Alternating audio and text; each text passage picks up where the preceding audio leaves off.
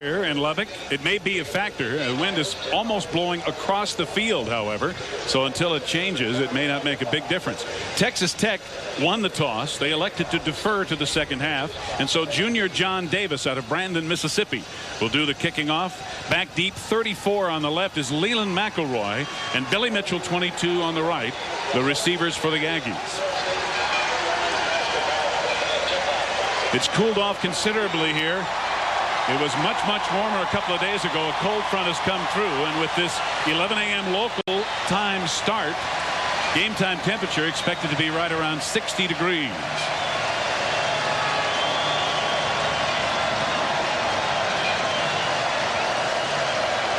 And this joint is packed as Davis hits it high and deep.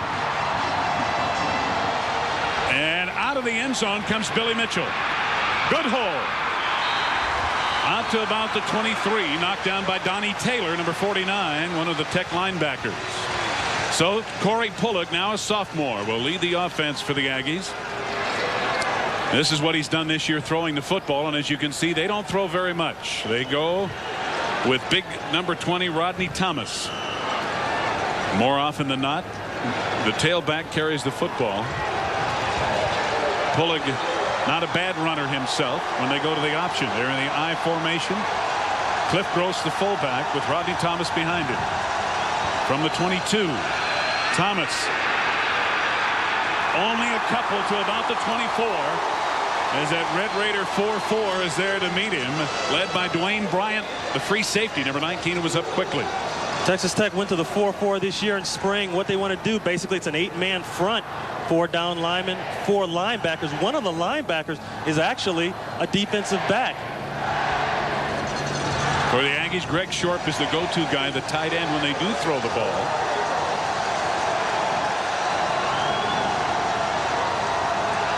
Second down, Thomas again. Battling for yardage and getting it to about the 29. Stopped by 98 Sean Jackson, one of the defensive ends. Up front, Chris Dowson really the leader and a pretty experienced bunch. Definitely 5 of the 6 are seniors, including the tight end. They've been there a while and they know what to do.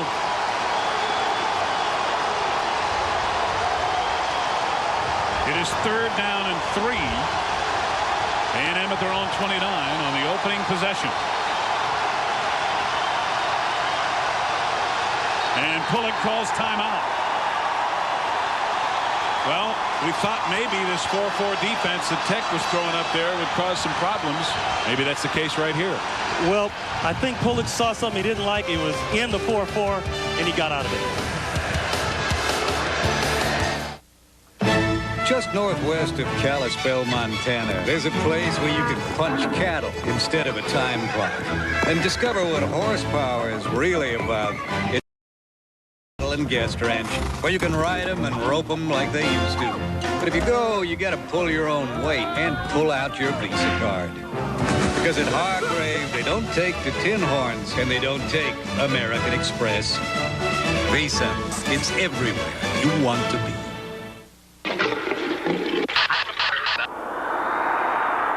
The Lexus GS is equipped with a vehicle speed-sensitive steering system so responsive that it actually improves your feel for the road. Now, the only thing more exhilarating than watching the Lexus GS is driving it. The Lexus GS.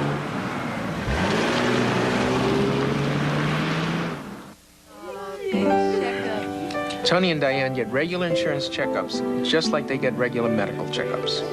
I'm State Farm Agent Carlos Bermudez. I have been their State Farm agent 7 years. A family insurance checkup helps them make sure all their coverages are up to date. It's also a good time to explore options, like how their life insurance plan can be adapted to help with their daughter's college education. I think the family insurance checkup is something everybody can feel good about. State Farm is there. Legendary coaches meet. Lou Holtz and Notre Dame take on Bill Walsh and Stanford. It's part of a special doubleheader next on ABC's College Football. First big play of the game for the Tech defense and the A&M offense. 3rd down 3. Corey Pullig, the A&M quarterback, calling timeout as he came to the line.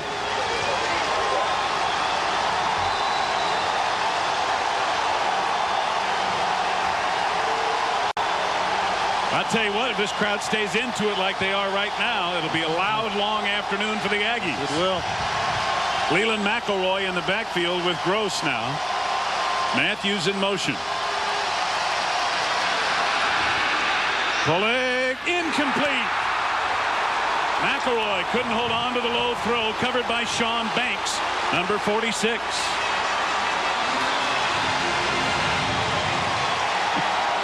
That time they did motion to get a beat on man or zone coverage, and they tried to sneak Leland out in the backfield, but Tech is in a zone coverage right time, and they just did a real good job of coming down over the ball and making a hit.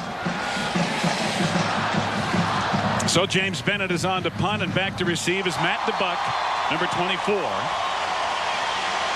Bennett will hit it from about his own 20. Somewhat into the wind. DeBuck takes it at the 36.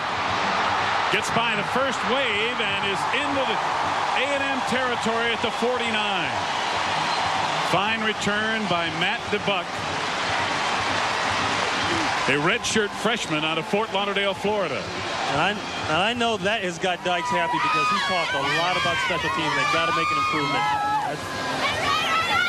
CFA College Football on ABC Sports, being brought to you today by Lexus Luxury Automobiles, the result of a relentless pursuit of perfection. By Payne Weber, we believe our most important investment is an investment in relationships.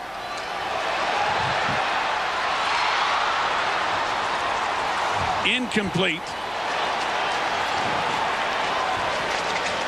Junior White coverage for A&M, intended for Bruce Hill, the fullback.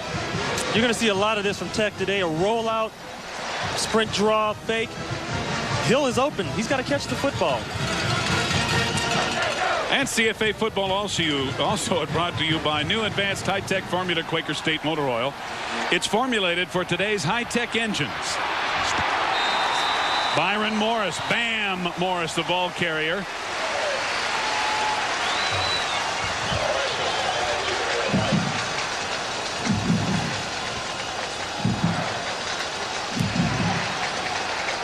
A&M defensive coordinator Bob Davie really worried about Morris getting outside. He says Tech likes to do a lot of quick hitting stuff, a lot of draws, sprint draws. 3rd down and 4. Paul now firing deep. Incomplete. Almost a circus catch by Lloyd Hill, covered by Ray Mickens. And a penalty flag is down at the line of scrimmage.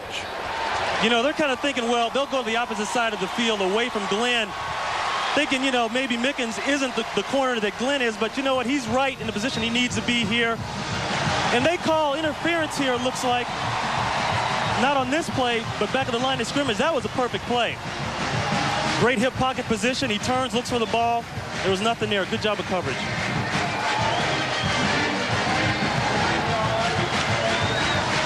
Well, a big mistake by A&M as they had Tech stopped on the incompletion on 3rd down. So now it'll be 1st and 10. See, this is the action, the play action that you'll see a lot from Tech. A&M brings Tackleman on a twist. He doesn't get there. Hall rolls out, almost makes a good play. From the 39, Bam Morris straight ahead, grabbed by Sam Adams, the defensive end, as he got to the line of scrimmage. But the 240-pound plus tailback falls forward for a couple.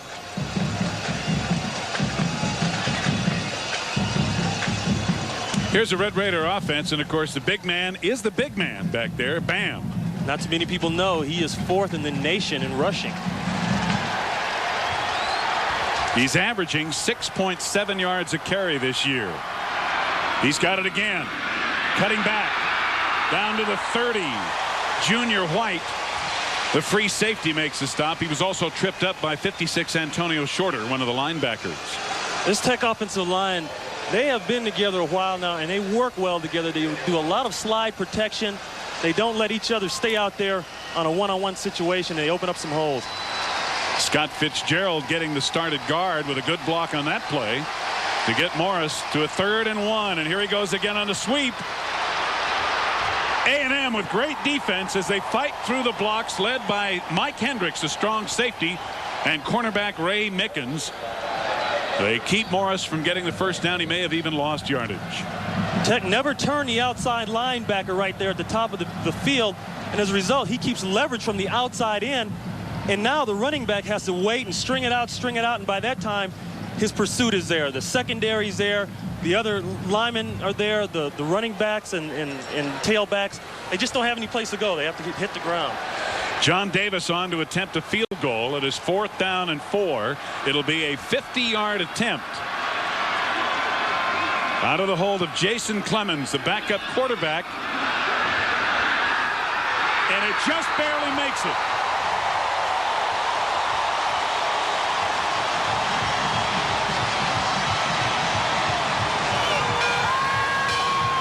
Well, it didn't look good, but you know what? All that matters is it went through the uprights. John Davis tying his career high, 50 yards, 3-0, Texas Tech.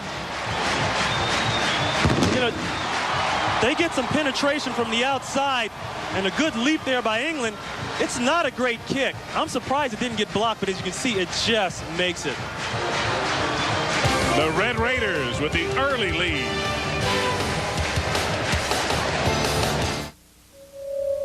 They can't speak, but still, they can tell us a lot. At Lexus, we're using advanced crash dummies equipped with a dozen computerized sensors, all to learn more about what happens in an accident. We're rather proud of our dummies.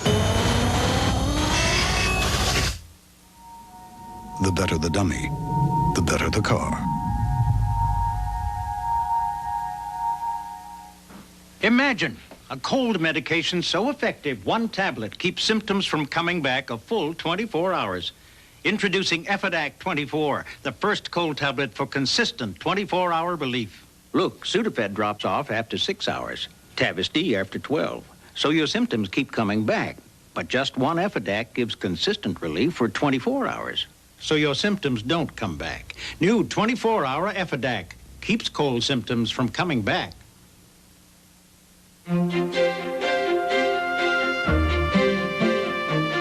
One of the most innovative real estate companies in America.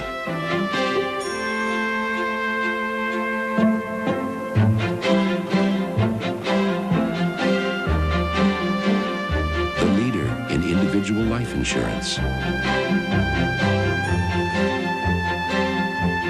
Peace of mind. It comes with every piece of the rock. The Saddle Tramps are firing it up, but I don't think they need much help. CFA College Football here on ABC, also being brought to you by Visa. It's everywhere you want to be. A 50-yard field goal gives Texas Tech the early lead, 3-0, with 10:42 to go in the first quarter. And therefore, John Davis will again kick it off. Tech doing what they had to do now, get on the board fast, and made a statement in special teams. A 50-yard field goal. You can't make a better statement than that, Steve. Nope. Billy Mitchell, 22. Leland McElroy, 34. Again back for the Aggies.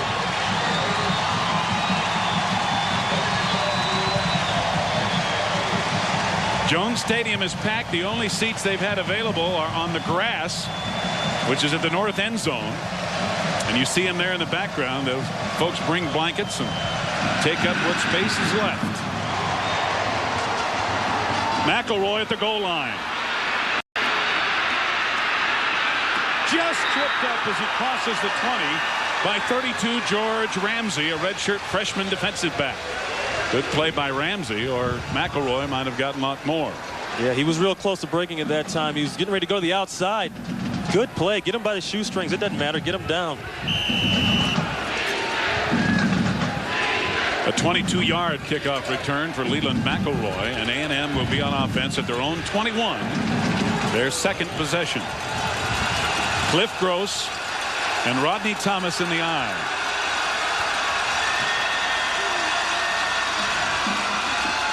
Play action. Pulling with time, going deep.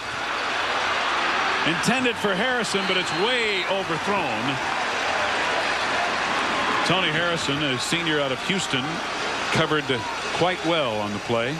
All they did that time is try a little out and up. Just put a little wrinkle in the game early, protect, get them on their heels.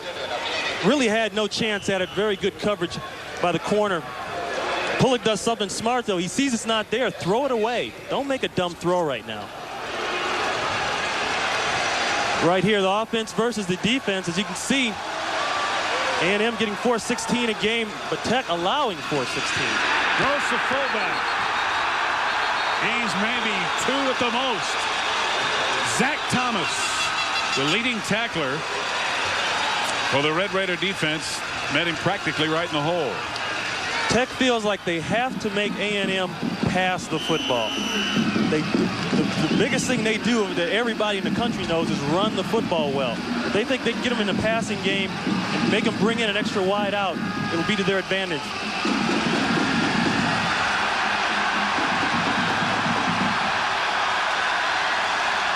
Third and long. Pullock dumping it over the middle and completing it to the tight end short. But he stopped right away by free safety Dwayne Bryant. And again, A&M will have to punt. Dwayne Bryant doing an excellent job here. It's man-to-man coverage. You're going to see the blitz. Look at all the linebackers are gone. He just comes down from the top. Bryant knows where the first down marker is, so all he's got to do is just tackle him. Don't make a dumb play, try to go for an interception and miss. Tackle him and get off the field. Bennett on to punt again, and Donnie Brooks is back deep.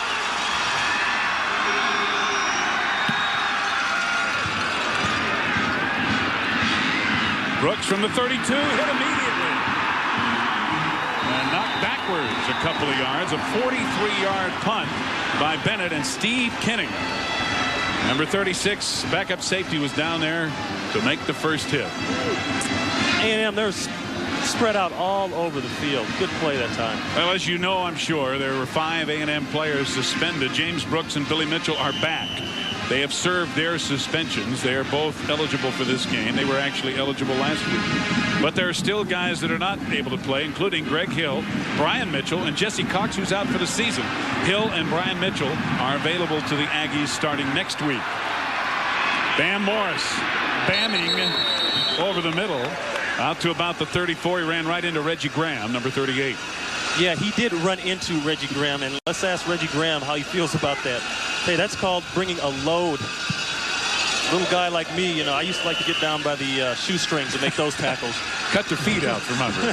Now, he's a linebacker. He can stay in there and do that. But me, I had to start thinking about health reasons, you know. Morris has carried 5 times for 15 yards. It is 2nd and 7. Robert Hall. Incomplete, and maybe a flag or 2. Interference called on Aaron Glenn.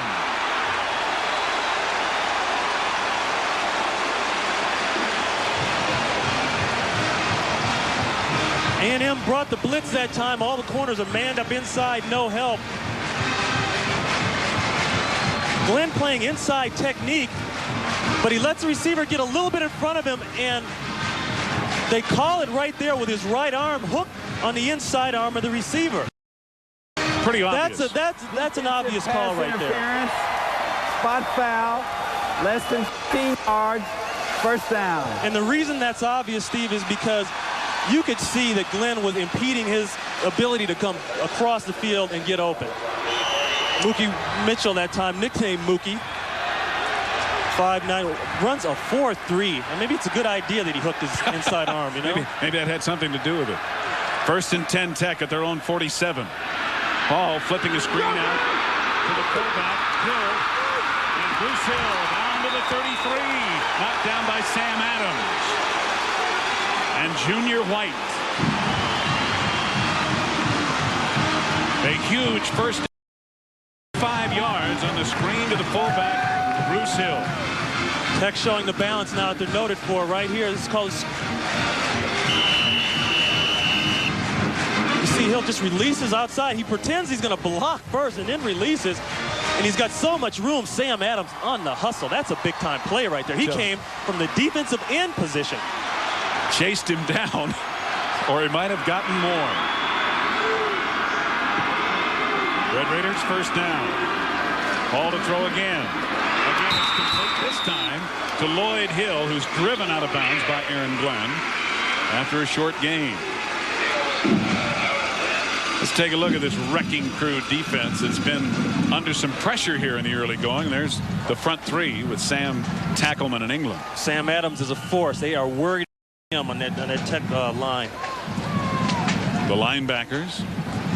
And in the secondary, led by Glenn. Hendricks is tough at strong safety. White and Mickens, the other two. And A&M jumping. Were they drawn off, or were they trying to anticipate the snap count? Lance Tackleman, the nose guard, moving first. Larry Fisher. Ball, offside on the defense. Watch how fast Tech works on offense.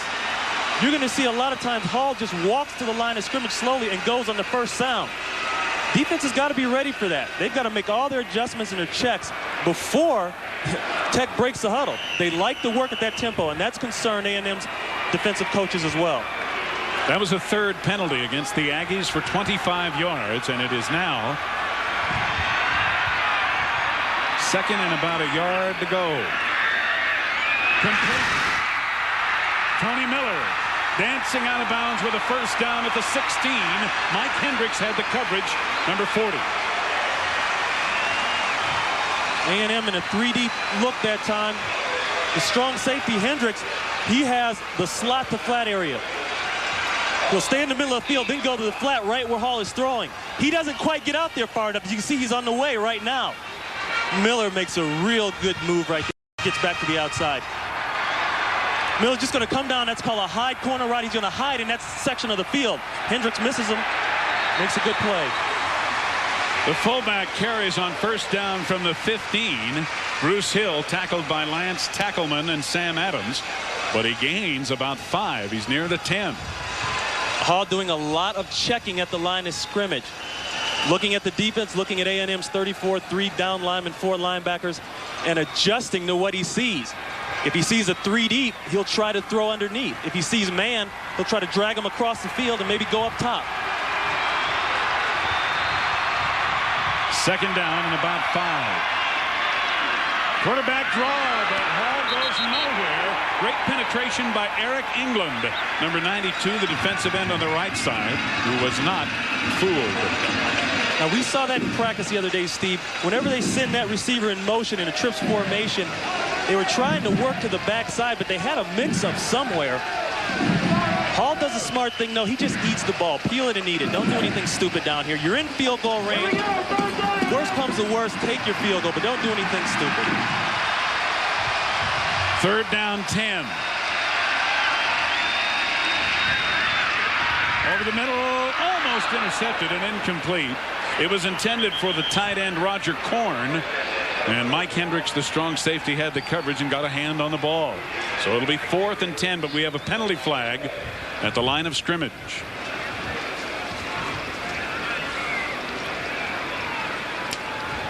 Referee Larry Fisher talking to A&M's captains, rather, and Tech is moving back, so one would assume it's against the Red Raiders. And here are our Southwest Conference officials. Holding on the offense, decline, 4th down. So the kicking unit will come on, led by John Davis, who's already booted a 50-yarder for Tech to give them this 3-0 lead. This one will be considerably shorter.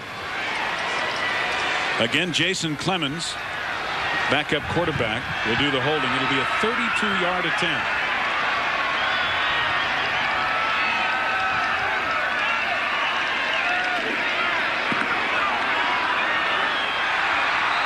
And that one wasn't pretty either, but it got through, as did the 50-yarder, with 5:33 left to go in the first quarter. It's now 6-0. 2.5 hours hours with their lights on, and Die Hard starts them all. In 2 decades of demonstrations, After 2 months on a frozen lake, the Die Hard starts. you've seen the awesome starting power of the Die Hard battery. Now it's even tougher. Introducing the Die Hard Weather Handler, built to handle the extremes even better. Now get a great introductory price, only $49.99. You save $10 through October 2nd. America's #1 battery just got tougher. I'm getting older, so I have to push myself just a little bit harder. Introducing a new, hard-working Power Stick. Now with more odor fighters per stroke than ever. Hey, that's better for me and everybody else. New Power Stick from Fabergé, the most powerful Power Stick ever.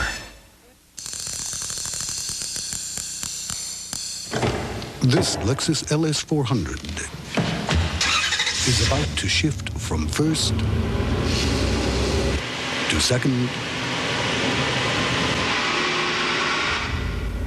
to third and to fourth. We thought we'd take the opportunity to point this out. It would be so difficult for you to tell on your own. My dandruff shampoo is good. Better try something else. Mine really works.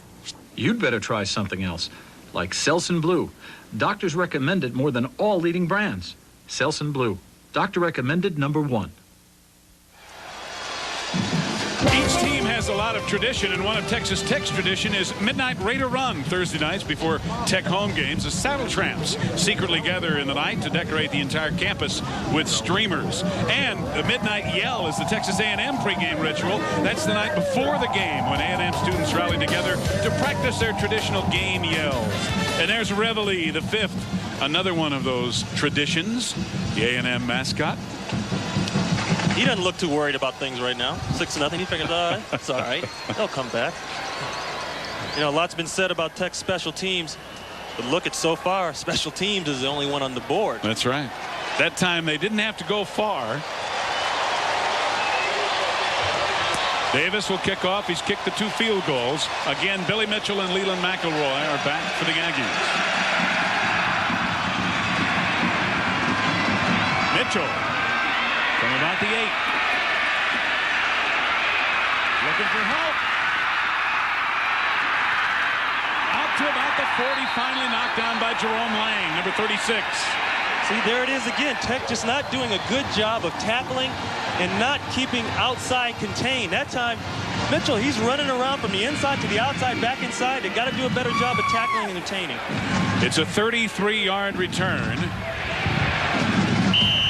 You're going to see on the outside here, he should have a man in his face right about now to keep him from bouncing outside.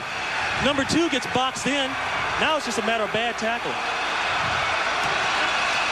On first down, a pitch to Rodney Thomas. Looking for a hole and finding nothing but red shirts. Sean Jackson, number 98, leading the charge. Byron Wright is there. Anthony Armour.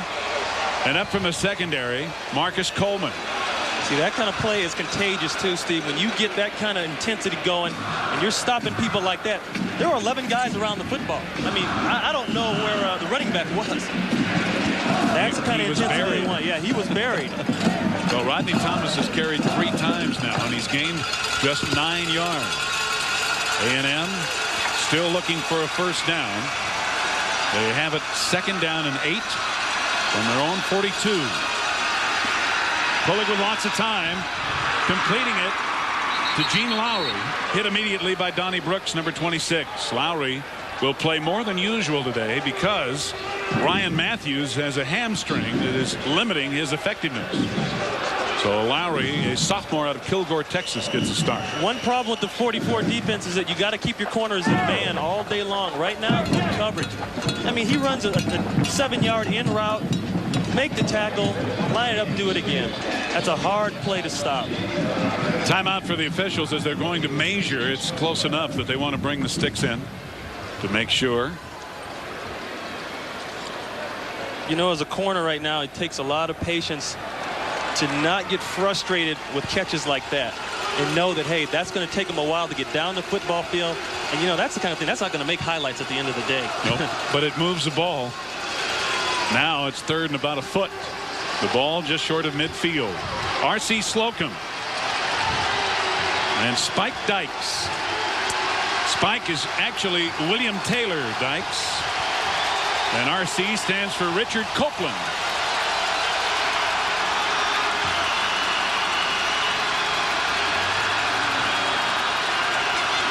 Quarterback sneak.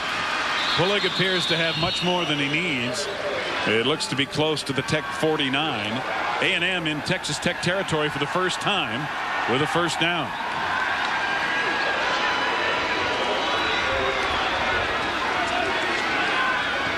So finally, A&M gets their first down with less than 4.5 minutes to go in the first quarter.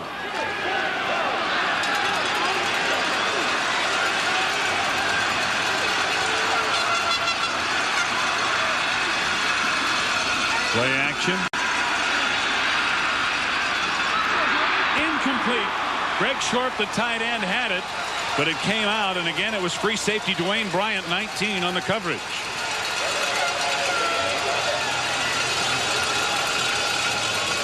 Good job of man-to-man that time by Bryant. Pulig on the rollout seems to throw better from the rollout. Short, he's just going to go about 12 yards and try to get to the sidelines. Bryant is right there. The player, the only player on the team from outside the state of Texas, from Los Angeles, Locke High School. Pulig has completed 2 of 5. It is 2nd and 10. Reverse. Penalty flag down as Harrison has it. Breaks a tackle and gets down to the 42. The ball rolling out of bounds. Damon Wickware, number 13, hauls him down, but a penalty flag was thrown right after the snap.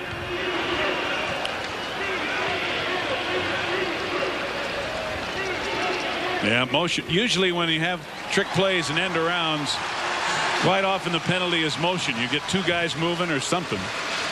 See, this play is good for defenses that pursue the football well. Look how many red shirts are on that side of the field. But they do a good job on the back side of staying home, not chasing something that's not their responsibility.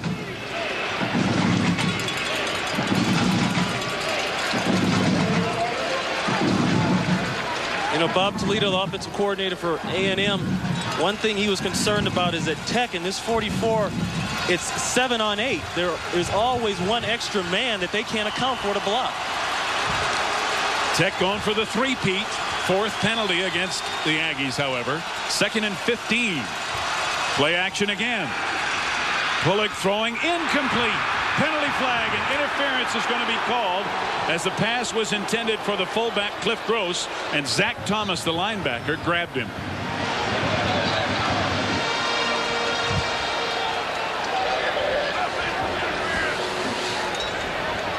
Well, Larry Fisher and the boys have been busy here in the first quarter. Pass interference on the defense, spot foul, automatic first down. This is called a flood route. They're going to take 3 receivers and just flood an area of the field, hoping that the defense can't keep up. Zach Thomas, you see his left hand right there on his shoulder. That's what they called. It's preventing him from running across the field. And it's a good call, I think. The first down moves the ball to the 48 of Texas Tech. 3:39 to go in the quarter. Detron Smith, number 44, into the game at fullback for the Aggies. Rodney Thomas, nowhere to run. Maybe 2 at most. Tyrone Brooks, number 70, one of the first to hit him, and then the secondary, led by Anthony Armour out of the linebacker spot, and Dwayne Bryant. Well, we mentioned that Bam Morris is number 4 in the nation in rushing. Well, guess who's number 5 right there? Rodney Thomas. Tech knows that they cannot let this guy get off and get started, because once he gets a couple good runs, he seems like he just rolls on down. Once again, the problem with an 8-man front, it's 7 on 8. They can't get that 8th guy blocked. He gained 2. It's 2nd and 8. Gross back at fullback. Pulig knocked down. Marcus Coleman on the safety blitz got a hand up and knocked it down. And it's a good thing that they knocked that ball down, because Tony Harrison had it open way downfield, probably for a touchdown. The pressure right here, they're bringing an all blitz. Coming from the outside right now, Coleman just gets a hand on Pulick's arm. See, that's the problem with the 44 once again. That Raider back Coleman, he moves around so much, they got to find him first, and that creates a problem. Then when they find him, you know, like I said, he's still another extra man in the block. He's number 8, and they only got 7 to pick it up. 3rd down and 8 from the 46 of Texas Tech. Pulick firing and completing it, and it's more than enough for a first down to about the 29. You know, that time Tech is in a zone defense, 3 deep. The linebackers are so bunched up in the 44, it's hard for them to get back into drops. The problem here is that the linebacker doesn't get far enough back. You can see right there, number 37, he's almost there, but Armour just doesn't get there, and they get a good throw out of it. Ryan Matthews, he was questionable too coming into this game with a hamstring. Gain of 16, however, inside the 30, first down. Matthews in motion. Thomas can't get around the corner. What a play by Sean Banks. This is why it's important for your outside linebacker to keep outside leverage, meaning stay on the outside, don't get pushed in. Or the inside, rather. He scrapes well here, defeats the block by Gross, and just makes a good open field tackle on Thomas. Now, that's about as good an open field tackle as you're going to make on a guy like that. There's a loss on the play back to the 31, so it's 2nd and 12.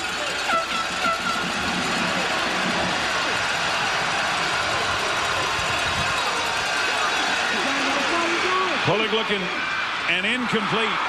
Intended for Tony Harrison, but a little high and through his hands. Cat Adams, number 22, had the coverage. Adams, a JC transfer from Henderson. Good job of screwing down real tight man-to-man. You know, going into this game, everybody knew the onus would be on the corners to hold up. And I think a lot of people question whether or not they could do that, but they're doing a good job of it so far. And you're going to have to see that A&M has got to pass the ball more because they can't run it. This is the 10th play of the drive, but it's a big one. 3rd down and 12.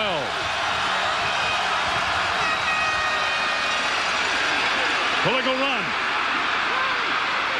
Hello.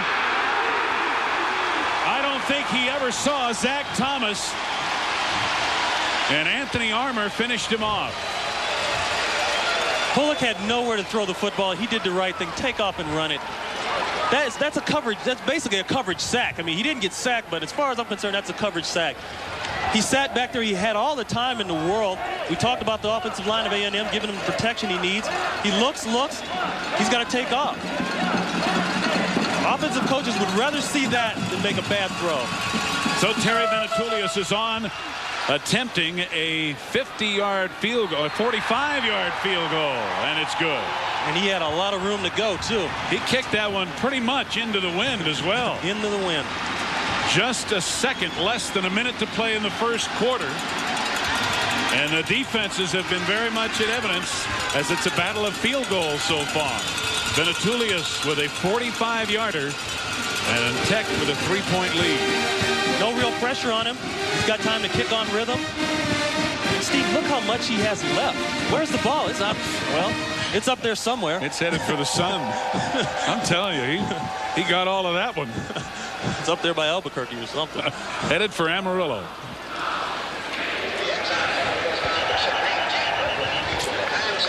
Well, we thought we'd see a little bit more offense, and of course, we have 3/4 of the game left. But so far, the bam and shoot, and that is an interesting thing we want to talk about, and how that may differ from the run and shoot and the Wrecking Crew defense. Interesting comparisons. Well, you can see A&M surrendering 268, you know, but Texas Tech's offense, 36 points a game, and they're 487. So there's a discrepancy of 200 in there that somebody's going to lose out on today.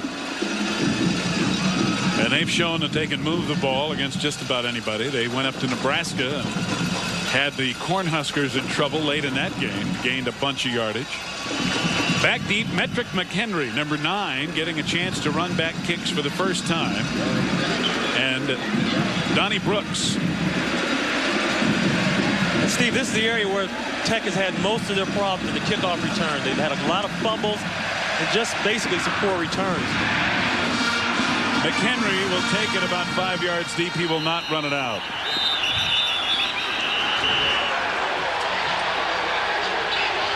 Still 59 seconds to go in the quarter, and Tech will have it 1st and 10 at the 20.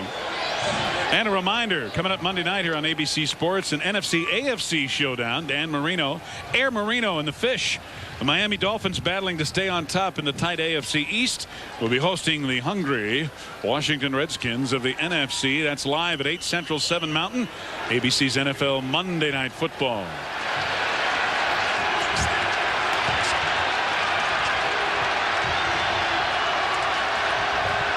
Bam Morris, the lone setback behind Hall, who throws on 1st down, or wants to. He won't. Sam Adams has him.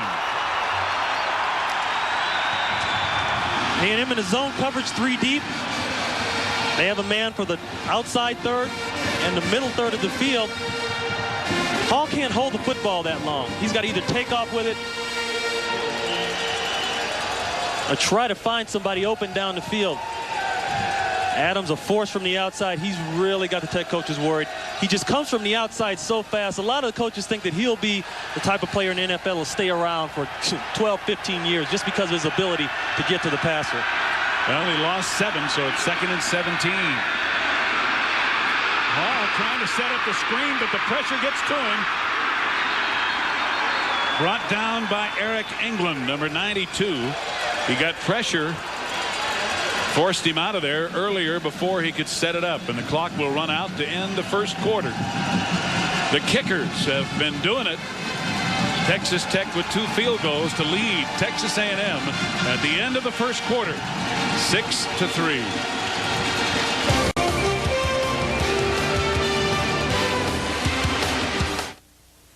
If you demand more from an aftershave than that same old alcohol burn, you gotta try a brand new aftershave. New Sensitive from Old Spice. It's alcohol-free because alcohol burns. That's why they took it out and put these new cooling sensates in for real refreshment to go with that great scent. It's proof aftershave doesn't have to hurt to work. So use New Sensitive, or you might get burned. Take the heat out of aftershave. Demand proof. Try new alcohol-free Sensitive from Old Spice. The Lexus GS is equipped with a vehicle speed-sensitive steering system so responsive that it actually improves your feel for the road. Now, the only thing more exhilarating than watching the Lexus GS is driving it. The Lexus GS.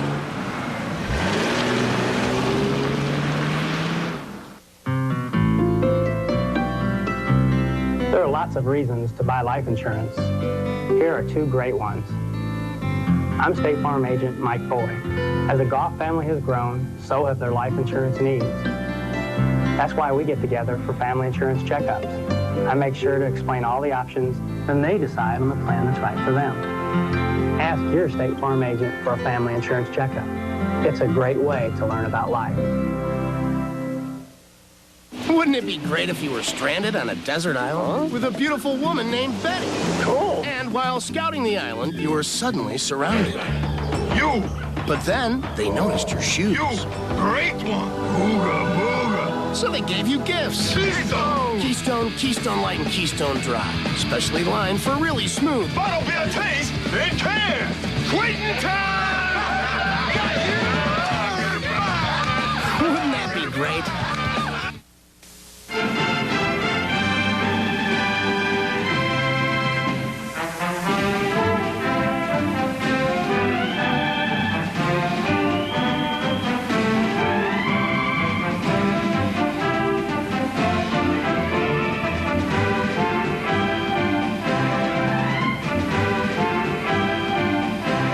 Enjoy college football more than a game.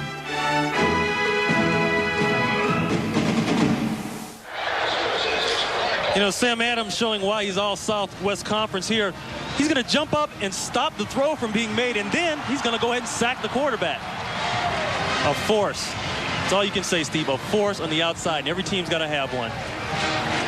Big Sam 6'4", 270, and still a junior. He's out of Cypress, Texas, a little bit north and west of Houston. He was being blocked by a guy who's 6'5" and 290, Jeff Wood, out of San Antonio. It is 3rd and 14. Hall 3 of 5 for 32 yards passing so far as we start the second quarter. Tech leading A&M 6-3.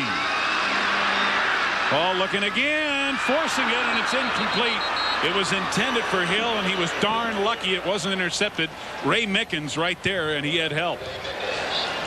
See, Tech is sending Morris in motion, or excuse me, Hill in motion that time. They're trying to get one of the safety men to come down and cover man to man. By getting one of those guys out of the middle, they'll open up the middle of the field for some passing. We've got a penalty flag down. Back of the line of scrimmage, probably a hold against Tech, and probably going to be refused. Holding on the offense, decline, 4th down.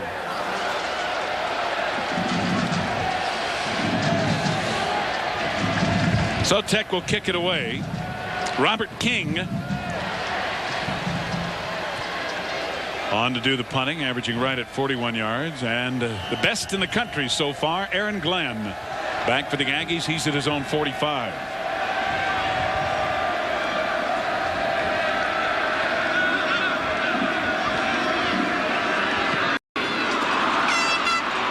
Not a good one. Glenn will take it on a bounce. And a penalty flag goes down as he's hit immediately at the 45. You know what? That's a good decision by Glenn. I know some people are saying, well, you know, why take a chance on fumbling that ball? But if he lets that ball roll, especially with the wind blowing that way, that thing may roll down to the 20-yard line. He saved his offense a lot of field position right there. You cannot let that ball hit the ground on a regular punt. That was a little short. As you can see, he's explaining it right now. You know, when I return punts, you get to the sideline in situations like that, and one guy says, well, what are you doing? Why are you letting it roll around? Another guy is saying, you know, hey, good job. You got to make your own decisions. On the receiving team, 5 yards from the spot of the foul. 1st down. Well, apparently Aaron Glenn and R.C. Slocum's going to argue this, that Glenn signaled for a fair catch. When the ball hits the ground, that's what he's saying. It's now no good. It's all bets are off.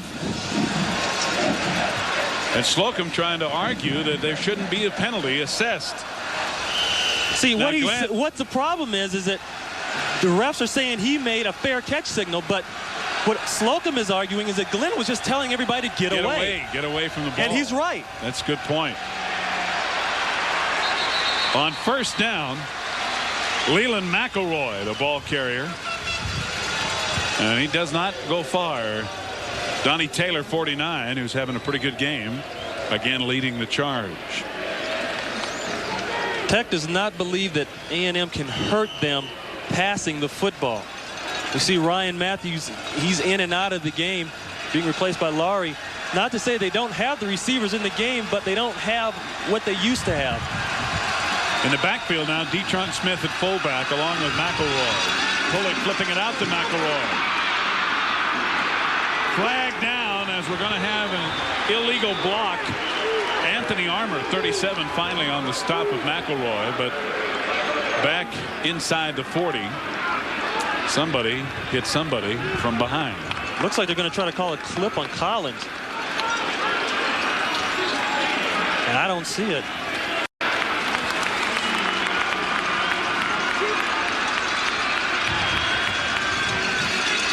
Collins is number 54. He's the pulling guard here. He's leading out in front of McElroy. Right here, he turns back, and he clips him, pushes him in the back. He doesn't actually hit him or make enough contact to put him to the ground. You know, that's the thing that's been really burning RC up, too. Yesterday in the meeting, he said, you know, I really felt that we got the bad end of some deals on some calls the last couple weeks. And, you know, there's already been a couple here. Just had the punt situation, and now this. Well, the referee, or the official, rather, that made the call, Boston College leading Syracuse now in the second quarter. The referee, the official that made the call, really had a bad angle because on what actually happened. That's right. The blocker was screening him from whether or not there was contact. Pulling to throw. Intercepted. Robert Johnson's going to run it back, but he's going to be ruled down where he caught it.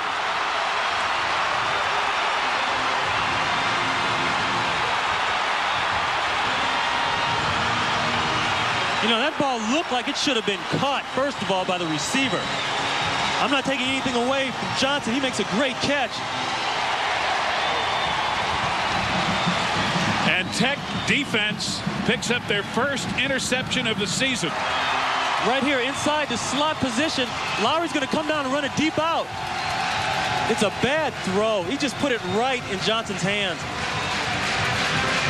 Johnson going for it and taking nothing for granted. He was blasted by James McKeon, but they move it back to the spot where he made the reception because he was down at that point, and that turns out to be the 44-yard line. And Steve, how about the turnover margin? You know, they say the teams up above 3 and below 2, it always shows in their record, and right here we're seeing it.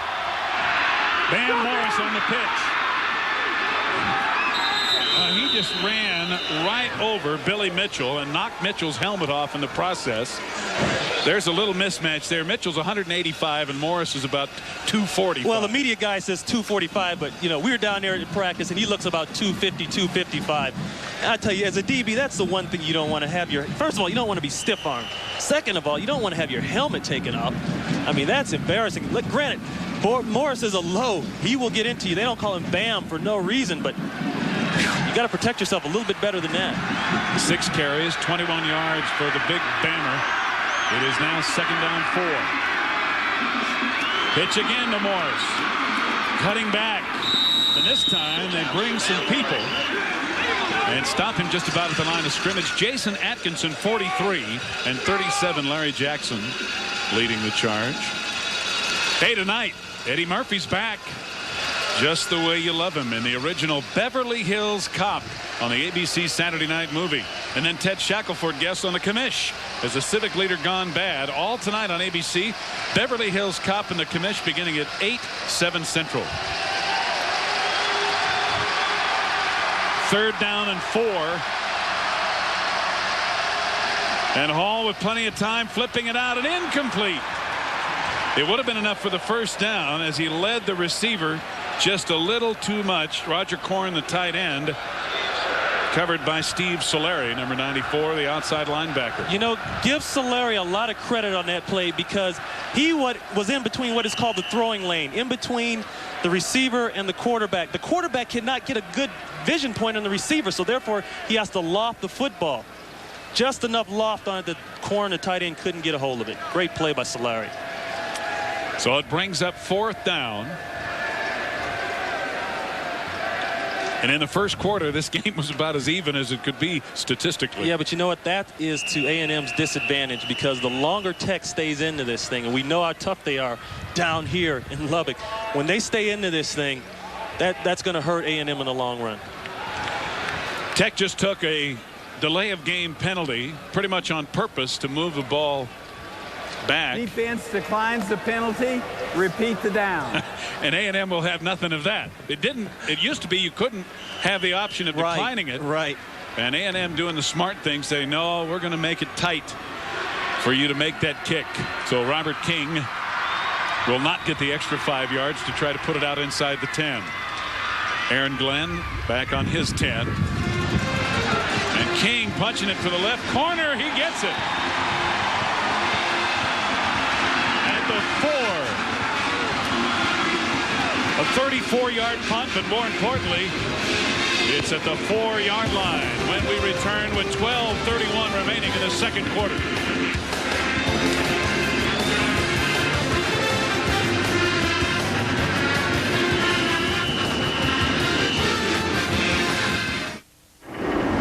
Chevy announces a breakthrough.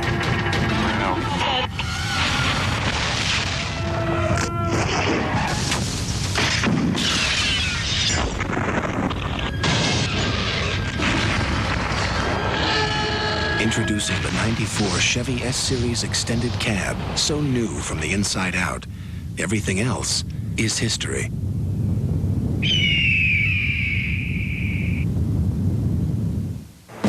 Hold on. I don't just overnight the package. Yeah, Sure, overnight it. Might as well overnight it. Overnight this. Overnight that. Overnight. Overnight. Sometimes overnight is overkill. So kick the habit with Priority Mail from the Postal Service. It's not overnight, but it's fast delivery, special handling, and 2 pounds is only $2.90. Morning. Thanks. When overnight is overdoing it, remember, we deliver for you. Call and we'll start today. You probably have a good idea of what to do with old tires. But when you need new ones, no matter what you drive, it's a good idea to go to Pep Boys. They'll help you choose from a huge selection: Michelin, Uniroyal, BF Goodrich, and Cornell, and have you on your way in under an hour with a low price guarantee. So for tires that'll give you a lot of miles and then some, come to Pep Boys and drive away happy. They're the nation's #1 team, but what Florida State really wants is to finally beat #3 Miami. It's the biggest game of the season next Saturday at noon on ABC Sports. Each team's defense has played well, but A&M's hurt themselves with 6 penalties for 44 yards, and a lot of those, Ron, have come in very key situations. Yeah, you know, the kind of situations like RC said that he thought he was getting the bad end of, and 1 or 2, I'll agree with him, but, you know, that's just the way it goes sometimes. And, you know, the Southwest Conference this year, they brought down NFL officials to help grade their own officials to make them better. Right now, A&M first and 10 at their own 4 after the punt. Out of bounds. Rodney Thomas finds a hole and gets about 6 out near the 10 before he's knocked down. Zach Thomas and Dwayne Bryant on the stop. I see that A&M is going to have to get back into the running game now. The last couple series, we saw a lot of passing, perhaps getting a little bit frustrated on not being able to move the football. But see, they can't pass the football, and if they can't run the football right now, then I think they're in trouble. That's what Thomas has done, averaging under 3 yards a pop. He gained 6 on that one, however. Pullig moving Gross over. 2nd and 4. Almost intercepted. Another ill-advised throw as it was intended for the fullback Gross, but Anthony Armour was right in front of him. Well, like you said, Steve, that's definitely a ball that shouldn't have been thrown. Pullig's got to pull it down and go someplace. Look at Armour. We talked about the throwing lane. You can't be any more in a throwing lane than that. Should have been intercepted. Pullig has completed only 3 of 10 for 25 yards, and he's had 1 intercepted. And you know, he's now thrown 8 interceptions on the season. Last year, the total was 5 interceptions. 3rd down and 4. Quickly out of the backfield, it goes again. He's hit. He may have enough for the 1st down. It's going to be close. He's out of bounds, short of the 15. He needed to get just past the 14. Zach Thomas bumped him out of bounds, got enough of him anyway, and he may have enough. We'll take a look. Tech on the blitz again. Good pass to Gross. Zach Thomas has got to make the tackle. Defensive coaches are going to get all over him on films on Monday and Tuesday. He makes that tackle, they're off the field for sure. I mean, it's tailor-made. It couldn't be any better than that. Gross trying to dance down that sideline after the hit. Unable to stay in bounds. So they're going to bring the chains all the way across the field to see if, in fact, it's a 1st down.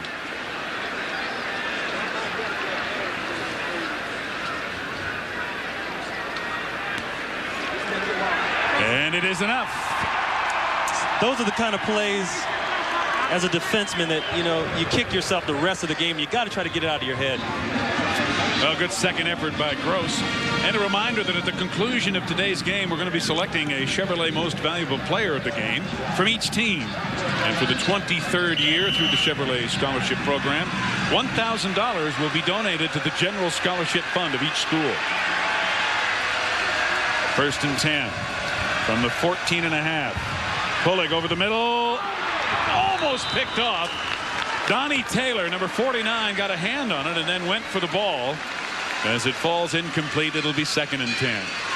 A&M's coaches felt that Tech couldn't get into a zone configuration fast enough from an 8-man front. But they're doing a good job. If they worked a lot on it in practice, you're going to see the linebackers, all 4 linebackers, you're going to see them drop. And right here, Taylor, he's standing in the passing lane. You can't throw a ball if somebody's standing in the passing lane. Pulig has tried to force a lot of them. Only had one picked off so far. Here's Thomas on the sprint wall. Putting it up. And has enough for a first down, but a penalty flag is down as Thomas was dropped outside the 25. The flag back at the 22. Free safety Dwayne Bryant made the tackle.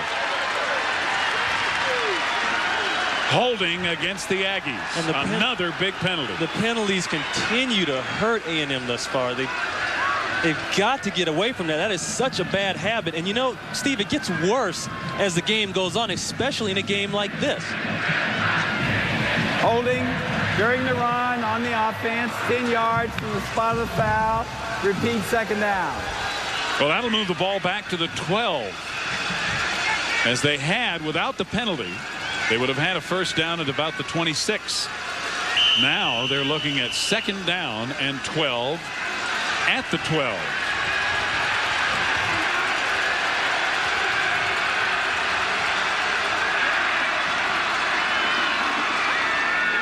Pulig has time and he's going deep. Intended for McCray, but overthrown. Danny McCray had a step on Cat Adams, but the ball well overthrown, and it'll be third and 12. Now we've seen that 3 times today already. The fake out route and then the go route. Pulig pumps it, and if the cornerback is looking in the wrong part of the backfield, he will get fooled. Adams that time just step for step. Good play. See, and every time this happens, every time A&M is denied, I really think subconsciously now on the sidelines, they're thinking, well, here we go again. Leland McElroy into the game at running back along with Chris Gross. And the underneath pitch, the shovel pass to McElroy, and he's hauled down. Again, Donnie Taylor and Zach Adams, who are having huge games for the Red Raider defense. Zach Thomas, only a sophomore out of Pampa, and Donnie Taylor, a junior from Calistoga, California.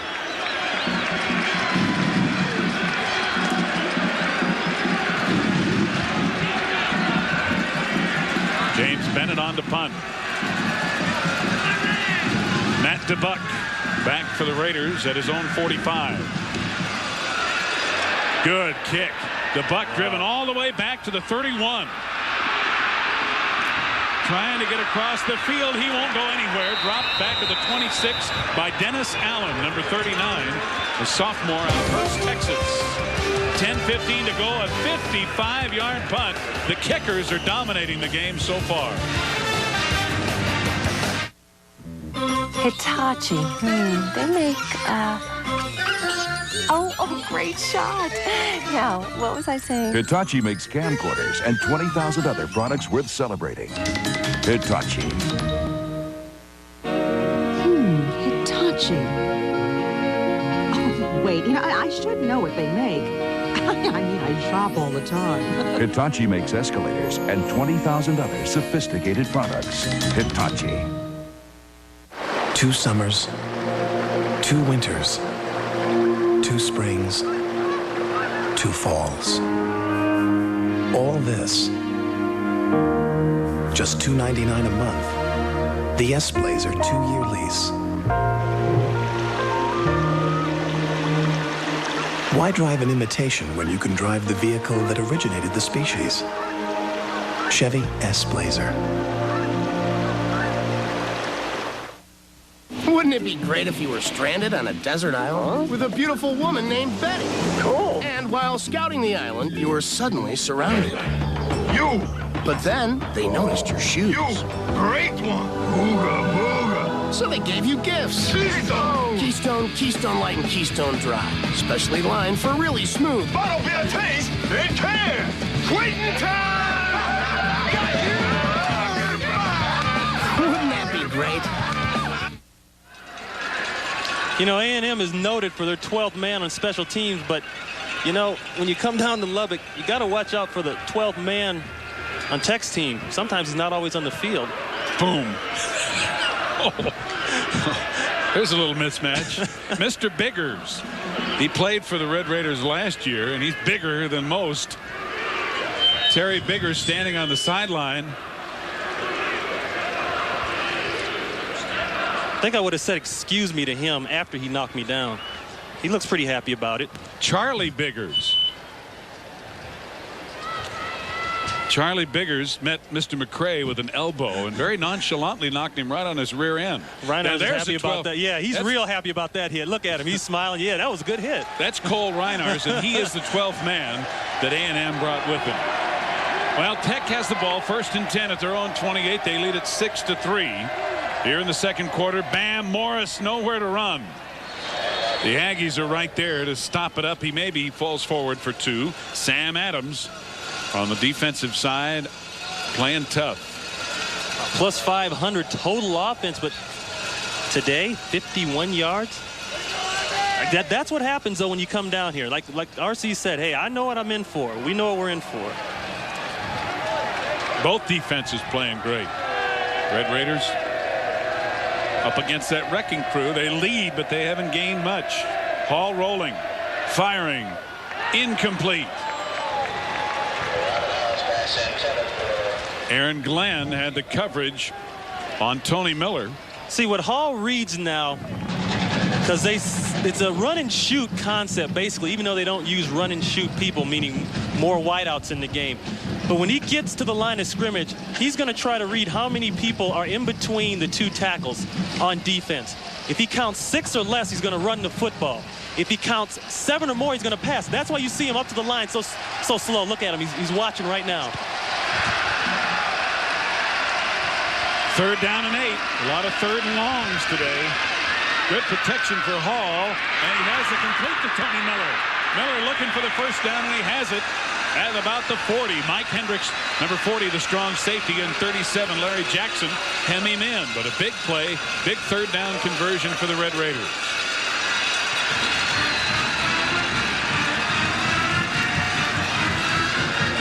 That's the first 3rd down conversion. Hall very patient in the pocket that time. Finds his man out on the sidelines. You know, Miller, he came back from being a track man, came here as a football guy and went to track. Decided he didn't like it and came back. Hall to throw again, flipping it down the sideline. Intercepted. Picked off by Aaron Glenn, who had perfect coverage. You know, they keep messing with Aaron Glenn on that side there, and I think you're going to see about the last of passes Aaron Glenn. And look who he was on. That's the matchup we talked about. Lloyd Hill, the leading receiver, is right here at the top, man-to-man bump and run. Hall's got the time. He unloads it quick like he should, but look at the position Glenn has. That's called hip pocket position. He's right in his back hip pocket. Hey, he makes a great catch. Anytime you catch the ball, it's a great catch. Big-time play by an outstanding player. 9:10 to go in the second quarter. A&M back on offense at their own 30. Trailing by 3. Deton Smith at fullback. Pulig rolling. Incomplete, in and out of the hands of Tony Harrison. And he was blasted by Cat Adams just to make sure he didn't hold on. Texas Tech playing zone defense to a T right now. Everything perfect. The rotation's right.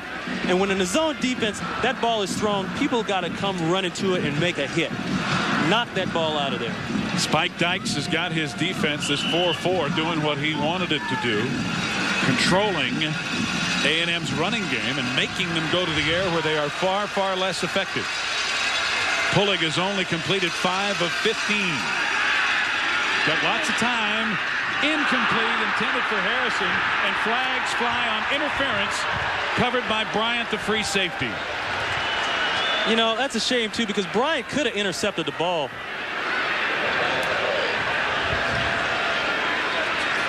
We got 2 penalties. We may also have roughing the passer on Tech.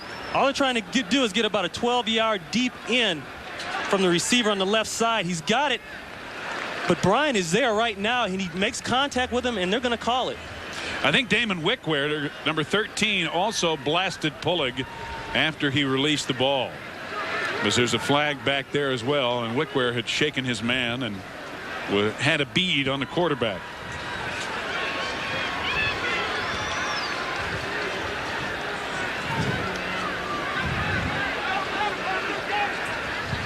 Dean Campbell, the secondary coach for Tech, you know, he doesn't worry about things like that because his people are around the football and doing what they're supposed to do.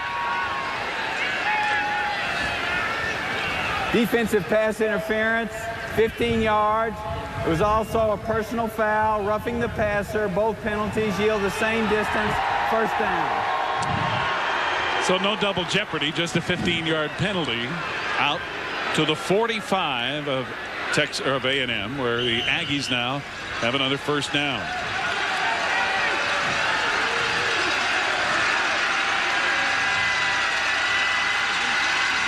Rodney Thomas trying to pick his way, hit in the hole, but gets away, fumbles a football, and Tech has it. Donnie Brooks got the ball.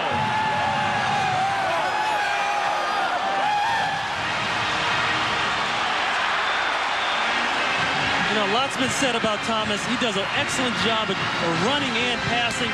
I mean, receiving, but right here, he just gets stripped of the football. Sean Banks with the strip, and right now, that's an excellent play.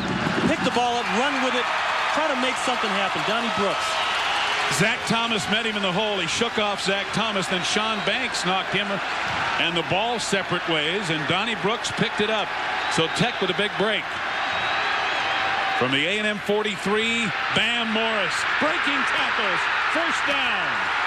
Junior White corrals him. And we got a flag upfield, Steve. Another penalty.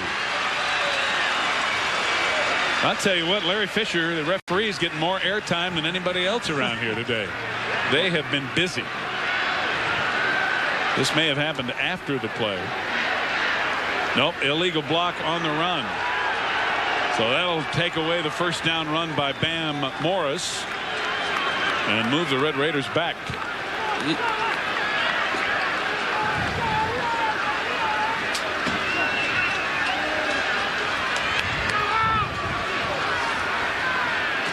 Right now they're going to call the hold inside.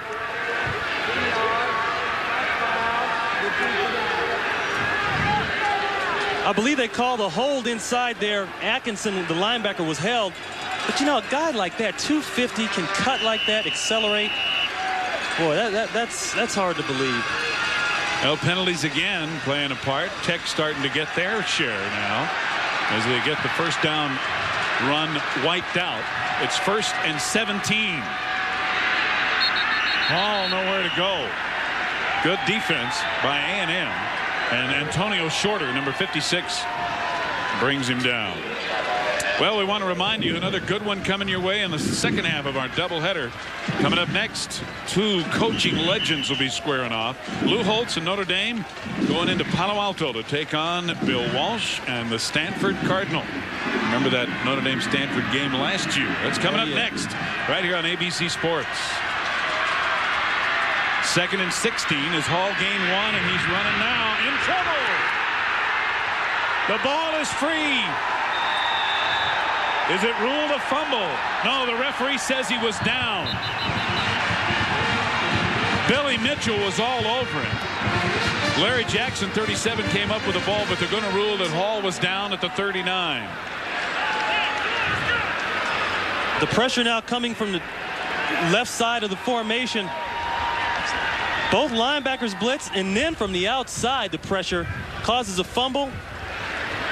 Boy, Hall never saw that from the backside. He never saw Mitchell from the backside.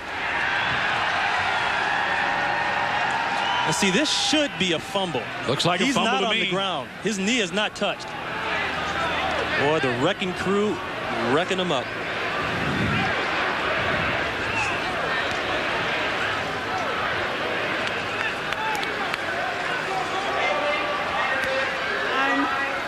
Third down.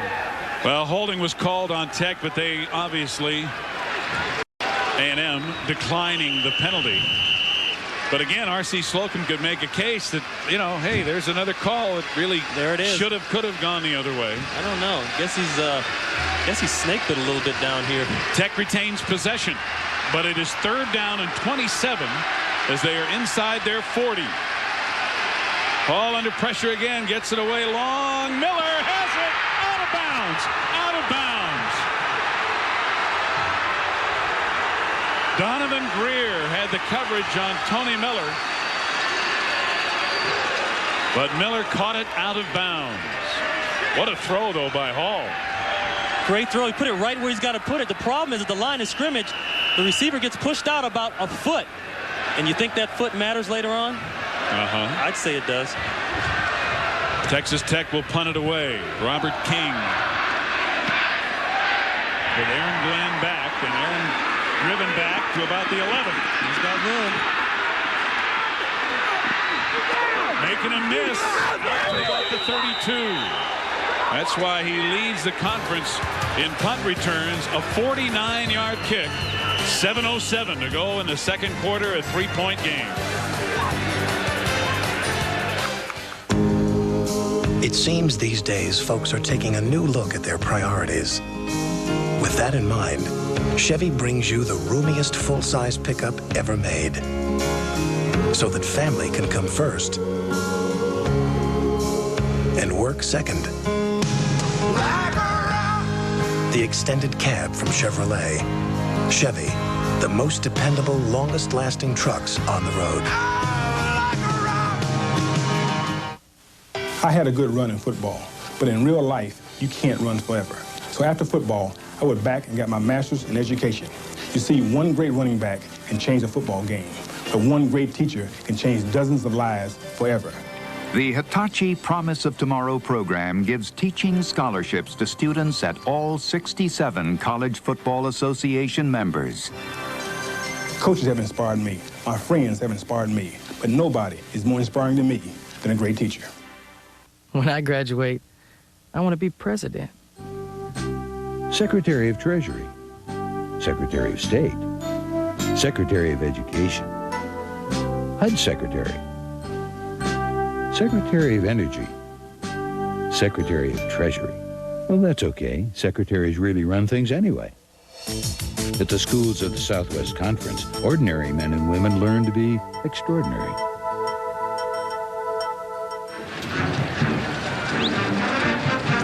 One of the Red Raider faithful, and there are many here as this place is packed today. Always the case when A&M comes to town.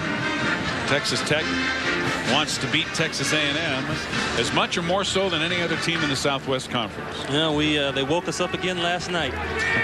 Well, at least it was earlier, the midnight yell. You know? midnight yell and midnight horn honking. Oh, boy. To go with the 32 yards passing, A&M has managed only 35 yards on the ground. First and 10 at their own 32. Rodney Thomas trying to get outside. He does. First down. Finally bumped out of bounds at midfield. Fine run by Thomas. He got a good block from Ryan Matthews, a wide receiver, to help him get the first down. Delayed draw here to Rodney. You're going to see him take it off in the inside and then break it back outside. He doesn't have the help on the contain. Good block right there by Harrison. A gain of 19 and the ball in Red Raider territory just outside the 47. Thomas again. Power sweep as he bangs it down to about the 42. Anthony Armour, number 37, and 46, Sean Banks. A&M has gone back to the honk at you right now formation. They're just going to run it and stay back with that because they know when they pass, bad things happen. Anthony Armour comes off the field. Second down and 5. After the gain of 5, the ball at the 42. About 6.5 minutes to go in the second quarter. Thomas. Penalty flag is down. And so is Thomas as he dives for about a yard. D. Foster, who's in at linebacker, number 5 on the stop. But we'll check out the infraction yet again. We're going to have to start keeping track of which penalties have not been called today. Well, it all happened when they brought the NFL officials down here to help out the Southwest Conference officials, and they've gotten pretty good, I guess. Offsides against the defense.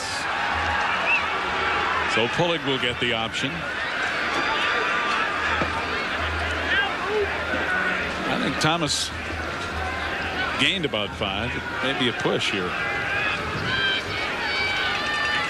Offsides on the defense. Decline. Results of the play is a further advance. First down. Well, Thomas got about a yard more than they would have otherwise. This is what he did last year against Tech. A 179-yard, 7.5-point average, or 7.5-yard average. That's a game in which he really came into his own. Only 57 yards so far today. But it's first down. Cliff Gross, the fullback, hammered. Well, he was sandwiched at the line of scrimmage. Stephen Gaines, number 77, who's a 300-pound junior out of Electra, Texas, getting a start today, and with a big hit right there. Gaines, a hard guy to move out of that mill at 300 pounds. They say he has unbelievable quickness and agility. Gross gained about a yard, maybe 2. The ball just inside the Tech 35. Second down 9. 8.5, let's make it. Complete. Gross drops the ball. Tech has it. Sean Banks recovered the fumble, and Dwayne Bryant knocked it free. Well, I don't think it bothers many people that Bryant is the only kid on the team right now from outside the state, or at least in California. He's going to come here and make a hit on Gross. Gross is wide open. He's turning it up. He's going to put the helmet right on the football. And, you know, that's something that's planned. They practice that in practice. They don't just, you know, hope for that kind of thing on game day. That's a practice technique, a planned technique. That is the third turnover for the A&M Aggies. And here goes Bam Morris on first down, but he doesn't go far. Out to about the 26. Antonio Shorter making the tackle. We have 5 minutes to go in the second quarter, and we remind you that coming up at halftime, it's the Prudential halftime report with John Saunders, who will have scores and highlights for you. We'll take a look ahead at next week's big Miami-Florida State game, where last year's missed field goal was a big one, the last 2 years, as a matter of fact. And Keith Jackson will profile the Seminoles freshman kicker Scott Bentley. Marianne Grabovoy will have a report on the unique story surrounding Heisman hopeful Steve McNair from Alcorn State. That's at halftime. Hall flipping it to the fullback. Hill close to a first down, up to the 34 in the grasp of Aaron Glenn.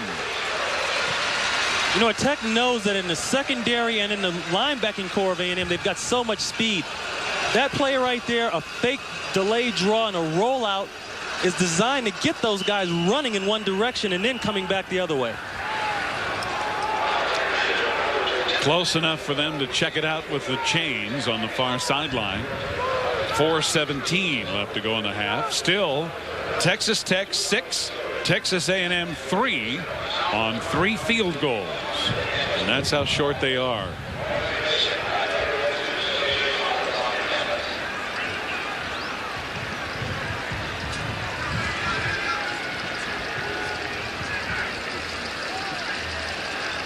Hall, without a doubt, definitely the man with the numbers. You know, it's interesting. Coming in, he's thrown 1 interception. Not a big interception guy. You know, doesn't do that a lot. Well, really look at very smart now. In his career, only 2. Exactly. 10 touchdown passes and only 1 interception. Outstanding ratio. That's outstanding. Texas Tech has made only 1 of 6 third down conversions. Right here, it's third and about a foot.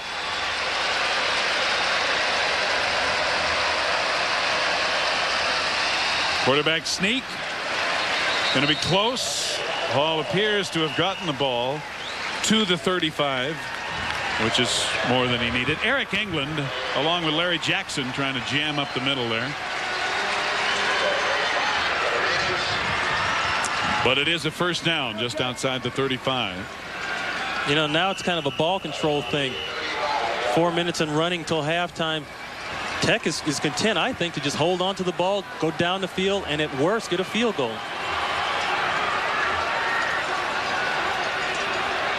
Quick toss, incomplete, and again, great coverage. This time, Ray Mickens was all over Lloyd Hill.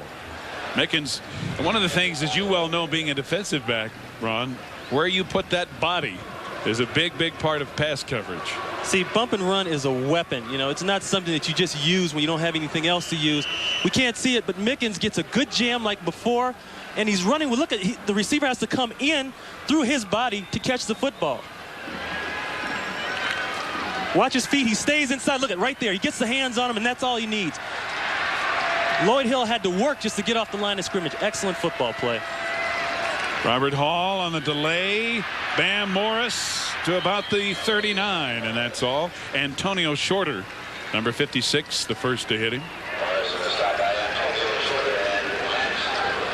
Tech still managing to move the football somehow, some way. It's like they go, you know, 2 forward, they take 1 step back, and then they go another 2 forward.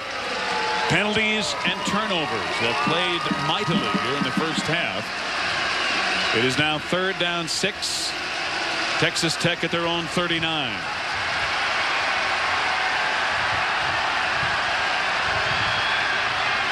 Ball under pressure from England, gets it away.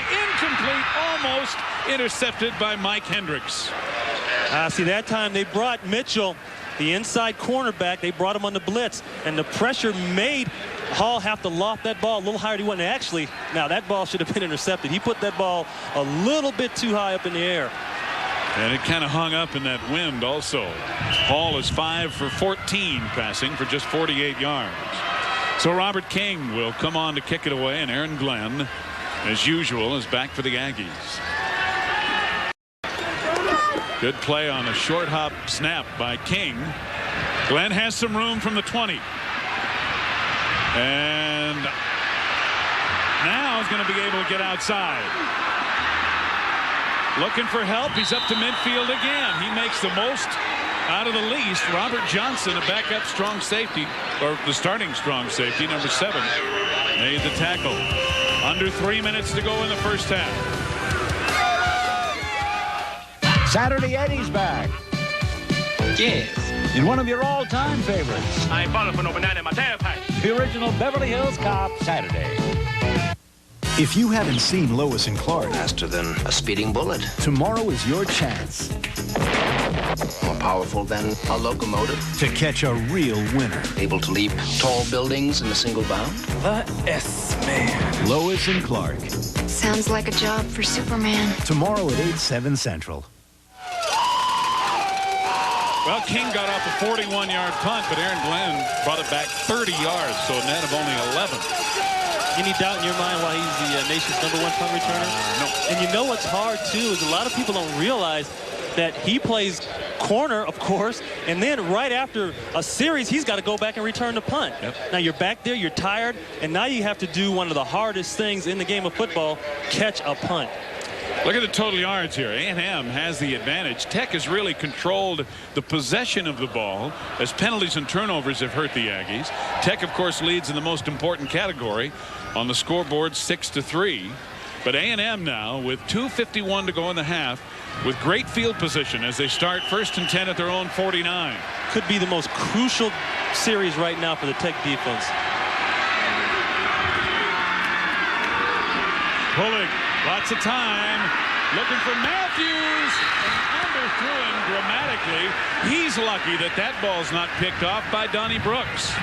Well, they came with a blitz. They brought the Raider back, Robert Johnson. Pullock's got to make a better throw. He had the man so open downfield. I mean, right now he holds it that split second, and that's what hurts. That ball should have been up a second earlier. But the receiver has to come back for the football. It's just not going to work like that. And again, he's got to come back through the defensive back. 2nd down and 10. Thomas has some help. But Tech does a good job of closing it down. Again, Dwayne Bryant, the free safety, who's done a great job on run support, along with William Ritter, who's in at the right defensive end, a junior out of Odessa, number 99. See, what they're figuring is that they can get on the perimeters because in the 44, you've got the corners are locked up man-to-man. If they can just get and a defensive lineman hooked, they can get the running yards outside. And a couple of times they've gotten it and come real close to breaking some big ones. Gain of 6. It's 3rd down and 4. Pulling to Harrison on a little screen. Lots of room. Harrison down to about the 21. Finally tackled by Sean Jackson, number 98. Well, I like that little wide out screen. That's a 25-yard gain. That's called a quick screen right here. You're going to see the offensive lineman take off right now. The tackle and the guard. They're going to get in between them. Harrison, he can catch. Look at all the people in front of him, though. That's what you like when you're running with the football. You like to see those big guys in front of you. For the Tech defense, 37, Anthony Armour, who went off gingerly earlier, is out of the game. We'll try to get an injury report. He's replaced by D. Foster, number 5, a junior from Waco who's been in there now most of the second quarter. First down, Pullig. He hits Lowry, and Lowry's going to go all the way.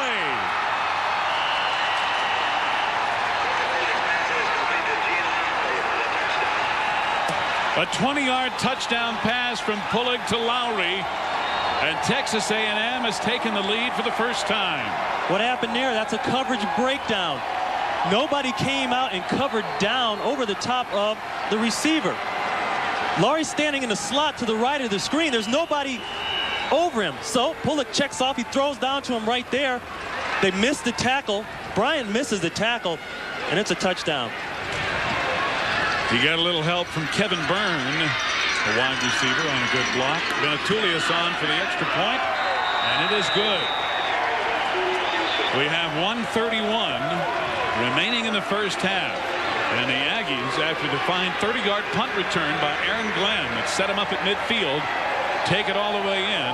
And Gene Lowry, a sophomore out of Kilgore, Texas, with a 20-yard touchdown reception to make it 10-6 A&M.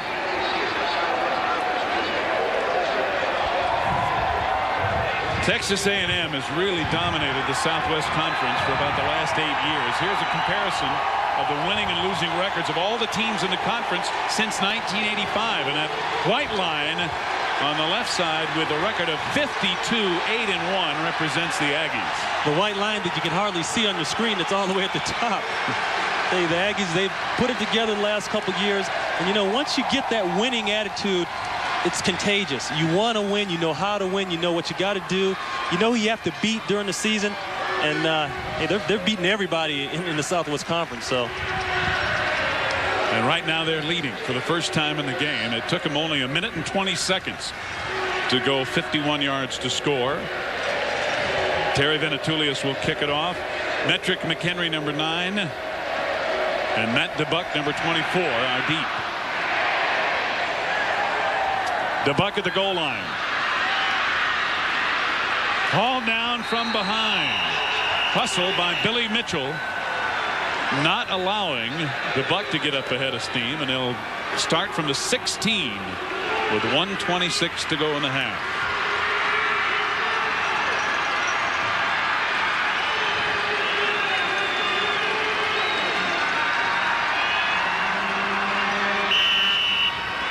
Well, now the pressure's on Tech to have to come down the field and get some points going in the half, but you don't want to let the other team go in the half with points on you. 4 wideouts in the game, and A&M calls timeout. Junior White, the free safety and defensive captain, quickly calling timeout, and it's probably because Tech came out with 4 wide receivers. 4 wideouts, and they weren't prepared for it. And like I said, they're going to try to make A&M's safety men come down and cover man-to-man. They felt that that was one of the weak areas. Well, we want to send from all of us at ABC Sports condolences and the deepest sympathy to the family of Spike Dykes, Tech's head football coach. His mother, Alta Dykes, died recently, just a day or so ago, after a lengthy illness, and Spike was kind enough to even go ahead and speak with us yesterday, in spite of the fact that his mother of 74 years of age will be buried tomorrow here in Lubbock. Just about a lifelong Lubbock resident was Alta Dykes. And so our best wishes and sympathy, condolences to all of the Dykes family and what has been a very tough time for Spike and all of them. Florida and Mississippi State are tied in the second quarter. That's always a tough game in that Southeast Conference.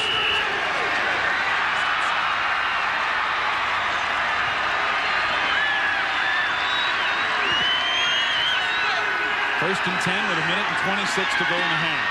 Hall completing it to Hill. Lloyd Hill ridden out of bounds after a short gain by Aaron Glenn. Those two guys became friends last summer when they went on a media tour, and they are going to have some fun times. They were kind of each looking forward to this matchup, especially after last year. Yeah, you know, they get in each other's eyes before the game, and you know, they say never look into a wide receiver's eyes as a cornerback, and I never tried to do that, as they will burn you every time. Gain of 7. Big Bam dragging people with him close to the first down. Sam Adams, number 95. 43 Atkinson.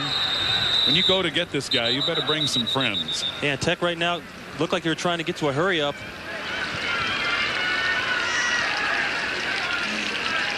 Morris has now carried 12 times and picked up 34 yards. And Tech now called timeout with 1:08 remaining in the half. The defenses have really done a good job, but you cannot at this point overlook, especially from A&M's point of view, the penalties and the turnovers, where A&M has helped the Tech defense stop themselves a couple of times. Well, you know, a lot of people don't believe that turnover margin, but it's for real. You know, the team that goes to the Super Bowl, the team that wins the national championship in college, they will be up there in the plus 13 range every year. And the teams that are down in the conference and are losing will be -5, -6, -7. And it's always been that way, and it's always going to be that way. But people don't believe it until they actually see it happen. That's right. Offensively for the Red Raiders, they are without one of their wide receivers today. Donald Marshall, number 34, who has caught 7 balls for over 100 yards so far this year, has been suspended indefinitely. It was announced Thursday. Marshall was arrested earlier in the month of September for carrying a concealed handgun, and he was charged Wednesday officially, and on Thursday Spike Dykes and company suspended him indefinitely. So we don't know what the disposition of Donald Marshall's situation will be at this point. Illegal procedure, apparently. Illegal procedure on the red. 5 yards, repeat the down. See, that's one of those mental errors right now. You see the left guard just jumped. Fitzgerald, no reason. He knows the count. He knows when the ball's supposed to be snapped. He's right there next to the ball. He's the last person that should jump. That is the 12th total penalty in this game. 3rd down and 6. Incomplete, intended for Hill. And right there is Ray Mickens to make sure he cannot hold on. Tech right then, they tried to spread them out, hoping that they can get a better matchup between their backs and receivers against the safeties of A&M, but A&M clamped down real hard. Like I said, now they got a problem here because they're going to get excellent field position most likely. And look who's back to get the ball. Number 31 as usual with 1:04 remaining in the half. Robert King hits it from about his 10. Good kick, very high. But did he outkick the coverage? Glenn at the 29, trying to get outside, and he does. But he's not going to get by D. Foster, who's there to run him out of bounds. And Robert King with a 51-yard punt. That'll hold down the field position a little bit with 51 seconds remaining in the half. A&M will go 1st and 10 from just outside their own 42. You know, it's unfortunate because Tech 2 series ago had a chance to come down and score and go into halftime with the lead. But now, if A&M comes down the field here and puts up a touchdown, I think it could be really demoralizing for Tech on offense and defense.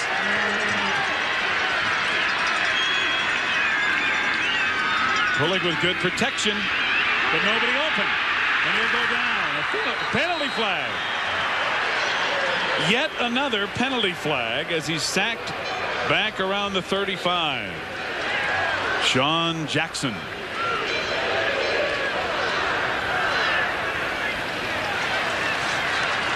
Well, holding against A&M. Holding on the offense. 9. 2nd down. Well, this has been an odd game with all these penalties, but what is it about odd years?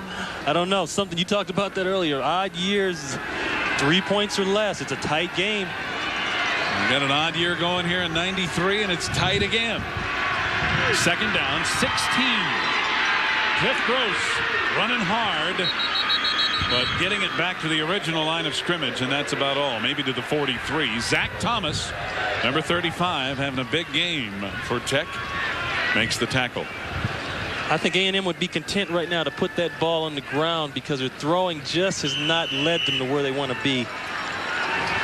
And hopefully can get into some kind of field goal range, but I think they're just going to let it run out. Yep. Time will expire here in the first half. A&M with a drive late in the second quarter takes the lead 10-6 at halftime.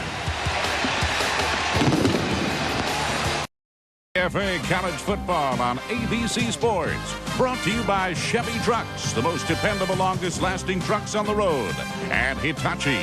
Hitachi makes over 20,000 innovative products. We'll be back with halftime activities after this message and a word from our ABC stations. Expect with that weather, but it was a nice day. It was a beautiful day. It was a little cooler than it has been here. I think that helped our players. We got up that morning and just beautiful day for football. We had a record crowd. I think somewhere I read 50,700 or so, and it's one of the largest crowds that they've had there in a long time. And there were some Aggies in there too. We had a bunch of our fans that made that trip out there. Our band was out there, and we had a great day. What do we have to do to come out in that first half? What were some goals?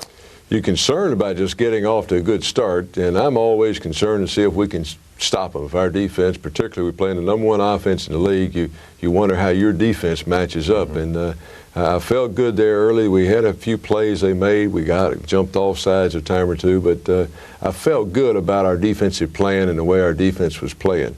Offensively, we made about all the mistakes you can make. We had everything. We threw some interceptions. We had just a bunch of plays that were close to being good plays, and we had one thing or another that broke down. But you feel like in a ball game, I did, that we're going to get these things worked out. If our defense can just hang on, they had 2 chances there where our defense held them to field goals instead of touchdowns. So there's a lot of difference in being down 6-0 or being down 14-0. And I think our defense deserves a lot of credit for that. They kept it there, then we finally got to rolling on offense and got to the point where we got a field goal. Now it's 6-3, and then we go on and right before the half score to make it 10-6. You know, the special teams too contributed on Saturday. Our special teams were outstanding. Our punter, James Bennett, did a great job. Venatulis kicked a great field goal for us, did a good job kicking off. Our coverage teams were good, and Aaron Glenn once more proved that I knew a little something about this summer when I told people it would be exciting with him back there as a punt returner. I think he's making that prediction come true. Every time he touches the ball, he has a chance to make something big happen.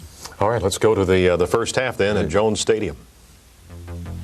Well, you can see some of the Aggies there with their white towels, and we took off. Texas Tech won the toss, elected to defer. They kicked off to us, held us a little bit, and we started. Here's what I'm talking about our defense. You can see the pursuit there early on.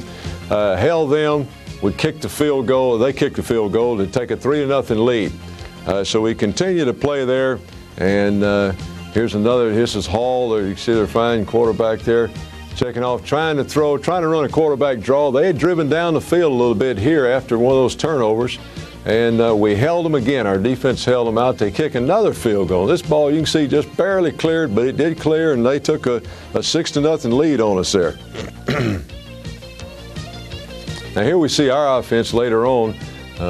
Corey dropping back, got a little drive going. Here's an excellent throw down the field. Nice throw, nice catch.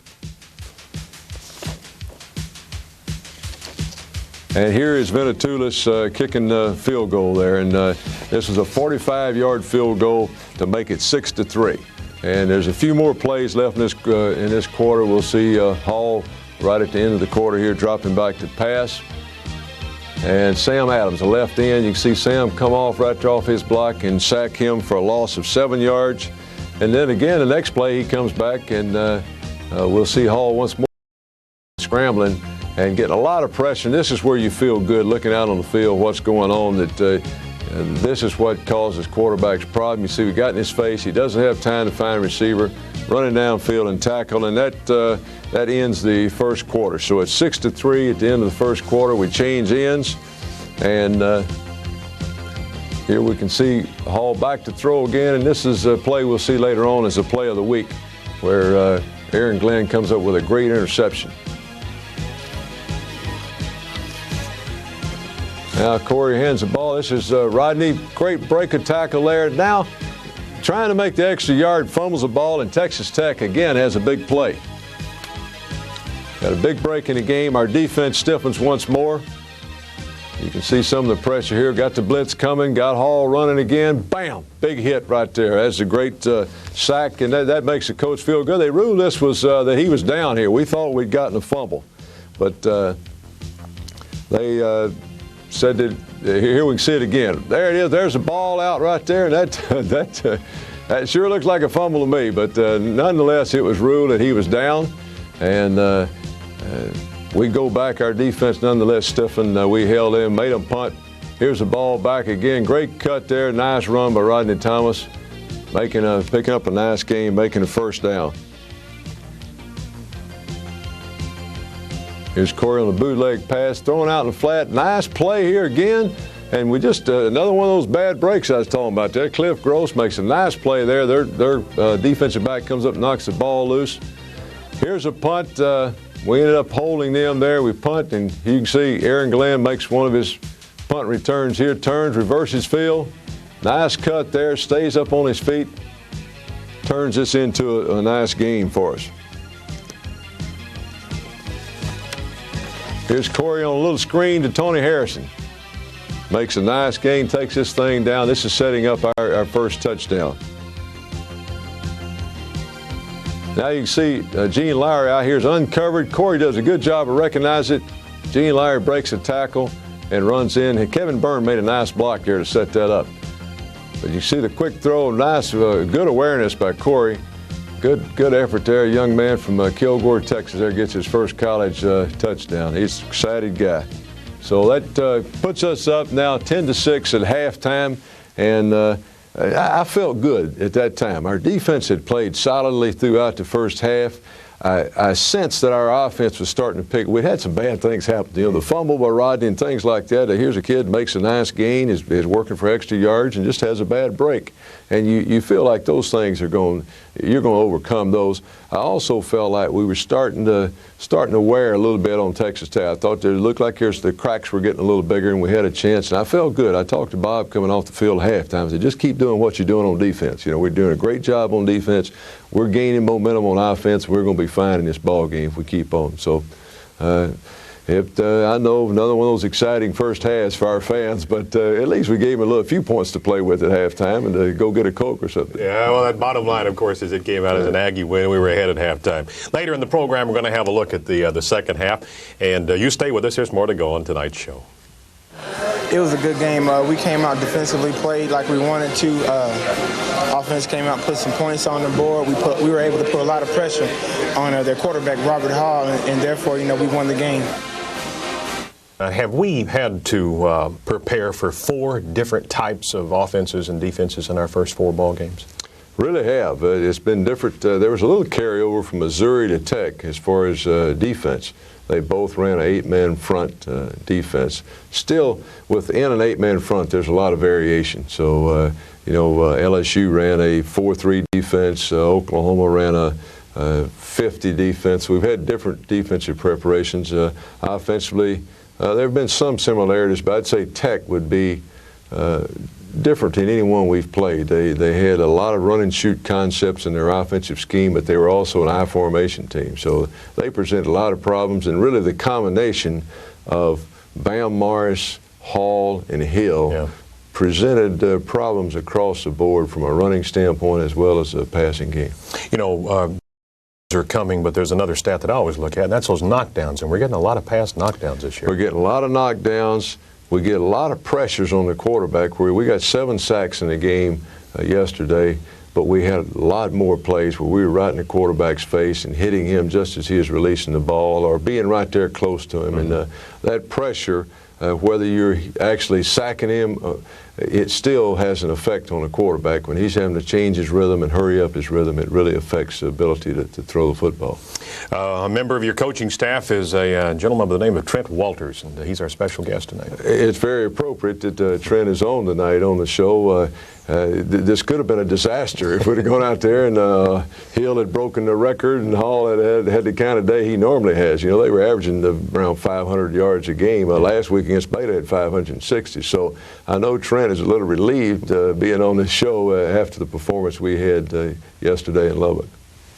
To play here at A&M, you got to be fairly intelligent because we have a complicated system, and what we do here is very similar to what they do in the pros. So it's complicated, but if a kid has intensity and drive, he can play here at A&M. And our guys have the intensity. And the thing I try to preach is attitude and effort. If you have the proper attitude and you want to be a good player, and you put forth the effort, and you have the desire, you can be successful here at A&M. The defensive back's job in the Wrecking Crew defense is to play a lot of man coverage and also play zone, and that's what I'm pleased with our defensive backs. We're able to play zone coverage as well as we play man coverage, and we call on our guys to play a lot of man coverage. We play a lot of press, and occasionally they're going to get lucky and complete one or two, but we've got to have poise and the confidence that that throw was just a lucky throw, and we'll come back and we'll stop it the next 3 or 4 times in a row. And that's basically the attitude of our players, and that's what they're doing. Yeah, I'm really pleased with the players I'm working with. First, we have to start with Aaron Glenn, who's our left corner. He's an All-American candidate, excellent player. He's an intense kid who practices well, and he's performing well. He's having a great year. Ray Mickens, our right corner, who's playing extremely well. At strong safety is Michael Hendricks, who's playing well. At free safety is Junior White, a local young man from A&M Consolidated, is doing real well. Newcomer is Donovan Greer, and we're really pleased with him. He came in as a freshman. He's picked up the system. He's practicing well, and he's playing well, and I see nothing but great things for him as we go through this season. But I've enjoyed my 3 years here at A&M, and I think it's a great university. I can't say enough about the friendliness of the campus and also the tradition. It's an awesome university with tradition and friendliness, and in fact, it's probably the friendliest campus I've ever been on. I love it. Again, Coach Slocum's special guest tonight was his secondary coach, Trent Walters. A reminder, fans, that Houston game has been moved to a noon kickoff coming up this next Saturday, and later in the program, Coach Slocum will discuss the Houston Cougars and what they present this next weekend. Stay with us. We have more to go on tonight's program. Factors that motivate me, but listening to my mother, listening to her, she'll call me and she'll, good luck on the game, and I want you to do this and I want you to do that, and listening to her and the different players, that helps me get motivated. Before we go back in after pregame, I look up in the stands to make sure I see where she is, so that after I make a big play or after I come out the field, she can look at me and tell me, commend me or tell me what I need to do better. She's just like another coach in the stands. I have Coach Johnson that gets on me pretty good. He keeps me going, but then I have another coach up there. If I'm slacking any or I'm not running to the ball or something like that, she'll get on me. I'm majoring in sports management. Yeah, the degree is real important, because football doesn't last forever. You have to look at the future goals and everything like that. I want to be, stable and be able to provide a stable foundation for a family later on in life. With team success, individual success comes. So I'm really looking at the team and really what we can do instead of what I can do. If we do good, individual honors will come later. But to be able to work with such names as Sam Adams and Lance Tycom and Jason Atkinson, Steven Solari, just to be a part of it, it's an experience that I'll never forget, and I really, I'm glad I'm here.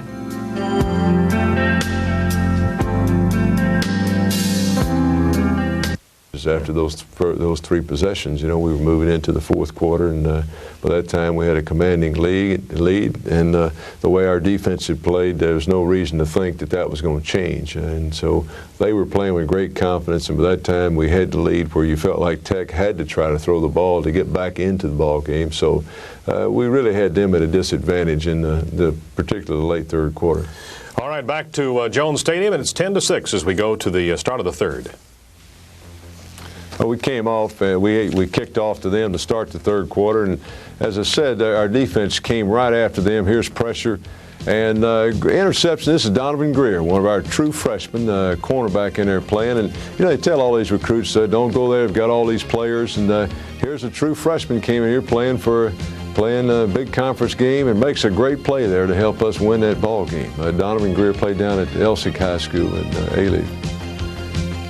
Here's Here's Corey dropping back. Nice throw to big Cliff Gross. And this time you can see Cliff kind of protect that ball when he got ready to get hit there after the fumble early in the ball game.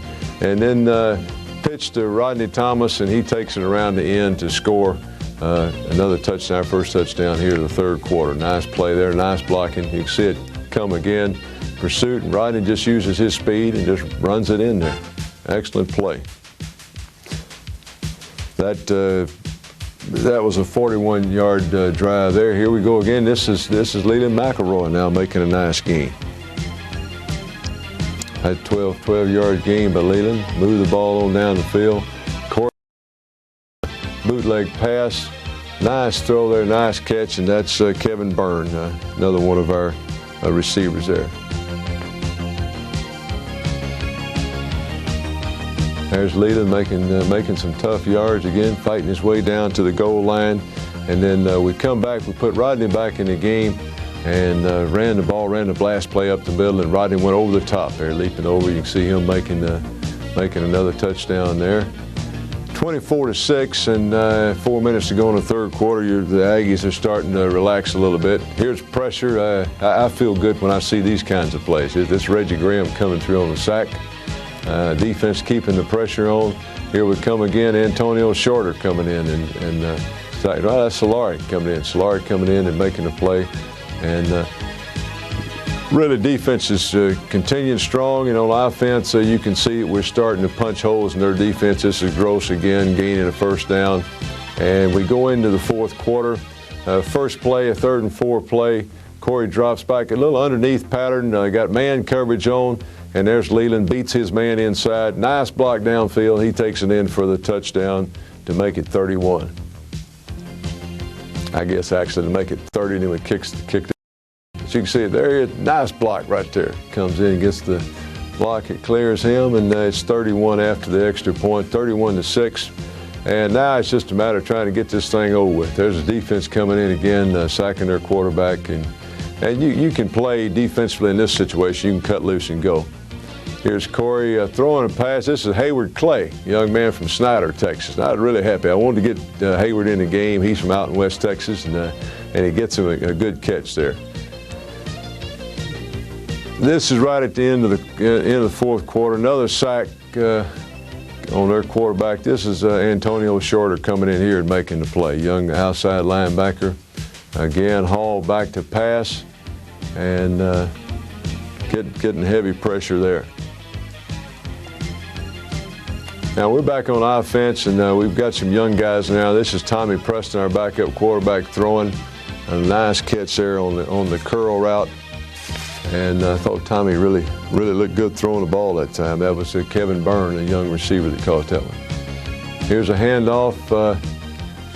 This is a young man running the ball right here that Eddie Wallace had injured his knee last year, had knee surgery, and came back. I was glad that Eddie got in there and made a nice game.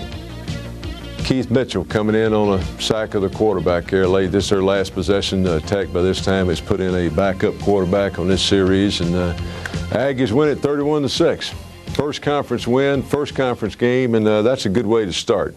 I told the players it would be possible, and we've actually done it before, where we went out and lost the first conference game and had to fight an uphill fight to get back into the race, but that's doing it the hard way. It would have been a really uphill battle. It's still going to be a fight, and I think we've won one game. We've got a long race ahead of us. If you look at how the teams are playing in the league, it still looks like anyone can beat anyone, and that'll certainly be the case this week. We've got Houston coming off a big win over Baylor. I know they'll be pumped up. They're starting to get some confidence in themselves. The new coach is starting to have some time to get things his way. He missed spring training, and to come in, it's hard on the coach to change right in the middle of the stream. But I was proud for Coach Helton, got his first win, and I know they'll be pumped up for the Aggies this week. All right, the Aggies now 3-1, 1-0 in conference play, as Coach told you, and the 31-6 win over Texas Tech behind us, and we'll be talking about Houston later in the program. Stay with us.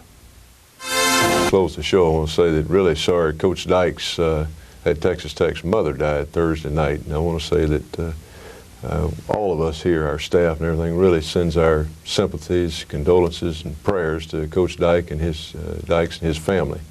this is really a difficult time for him. I told him after the game Saturday that I really sympathize with the situation he's in. You know, 2 years ago my dad died the week of the LSU game, and trying to coach a football team and bury someone close to you like that is really a difficult time. So really sincere sympathies with Coach Dykes and all the Texas Tech family. Our thoughts will be with them. Coming up this next Saturday, it'll be our 5th consecutive television appearance. We're going to kick off a little afternoon against University of Houston. Got a tough opponent too, Dave. I think most of our fans will recall the game in Houston last year, a Thursday night game in Astrodome, and we had to come from behind, and really Houston played us off the field that night, and we came from behind, won the ball game, but it was tough sledding, and we expect the same thing this week. So we've got our work cut out for us. We've got to get a lot better if we plan on winning this game. Well, again, congratulations. A great game on Saturday, and we'll see you back here again next Sunday night. All right. All right, now we're going to close with our music video, and it's brought to you by Coca-Cola.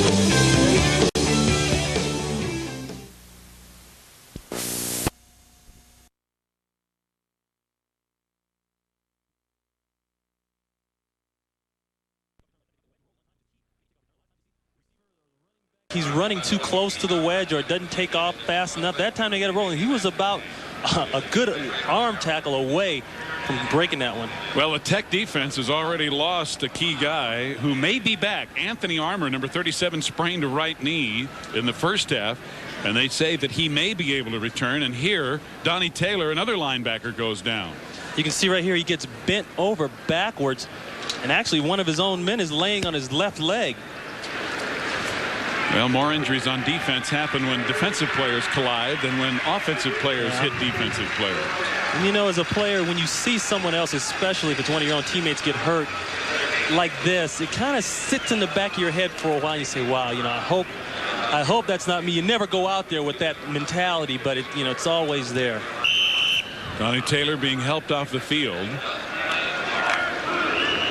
And there was a penalty on the play that moves the ball back to the 9. See, once again, starting now, you know, they get themselves in the hole because of a penalty on special team. You know, in starting position, is crucial right now for Tech. Texas Tech had pretty good field position in the first half. Their average starting was their own 40. But here, again, another penalty as Lance Tackleman, the nose guard, jumps. And A&M's going to give back some of that yardage. Yeah, Tackleman, he's in.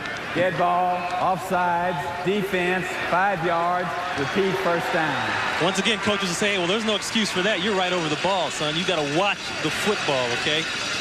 And I know those nose guards, they get pretty keyed up. The kind of guys you don't want to shake their hand before the game, but 13 total penalties and over 100 yards combined. On first down, they go quickly. And the fullback, Bruce Hill, banging forward, picking up about 4, maybe 3 onto the 18. Stopped by Sam Adams. Well, look at the difference in the yardage and how close the time of possession was in the first half. Yeah, with the running game, of course, is a little higher on A&M side, but, that's not near as much as they've run in the past. Van Morris getting around the left side, picking up the first down, and getting it out to about the 25. Junior White, number 5, the free safety on the stop. See, what we're seeing here is more of a balanced attack from Tech. They run the ball well, but then they'll come back, and with Hall back there in the pocket, they'll scramble and do that to you. Once again, he's going to get up to the line of scrimmage, and he's going to read the amount of people inside the 2 tackles and basically audible off of what he sees. That's the philosophy of the shoot offense.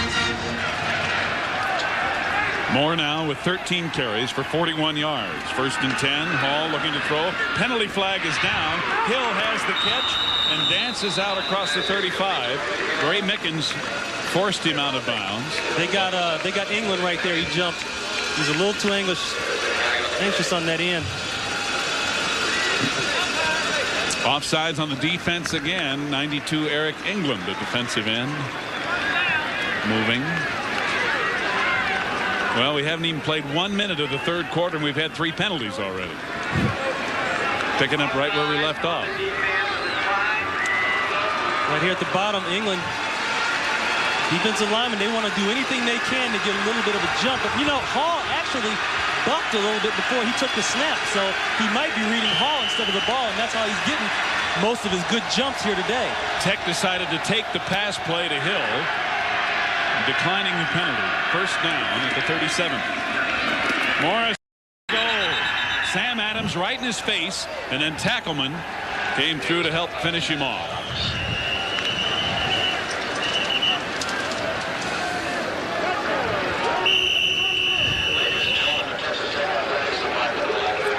Well, Morris has been about the only offensive show, along with Hall's passing in the first half, but pretty well balanced. With Bruce Hill and Miller and Lloyd Hill with only 2 receptions for 10 yards in the first half. That does not bode well for Tech's offense. And Larry Jackson, 37, A&M's fine linebacker, the junior out of Rockdale, Texas, down on the field. Well, coming into the game, we knew that Aaron Glenn and Mickens would have to really tighten it up against the receivers, and they've done that. They've done an excellent job.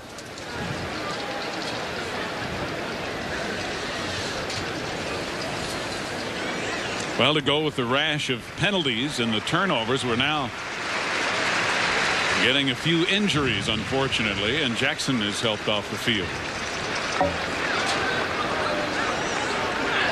Been a busy first minute of the third quarter. There's a loss of 3 on the play on the run by Morris. Back to the 33, where it'll be second down, 13. Jackson in originally now for Cox, who was out for the season with a suspension, and now with him going off the field like this, they're their depth chart for some help at that linebacker position.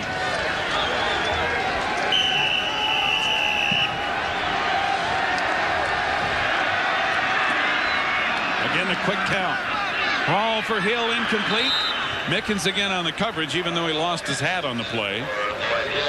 Hill unable to make the reception. It'll be 3rd and 13. We saw at practice the other day a lot of fade routes, just sending Hill up the sidelines and throw it up and let him go get it. He's strong, he's tall, and he usually can go up and get that kind of pass, but Mickens and Glenn, like we said, they're just doing too good of a job in the bump and run position at the line of scrimmage. They're taking the game away at the line of scrimmage.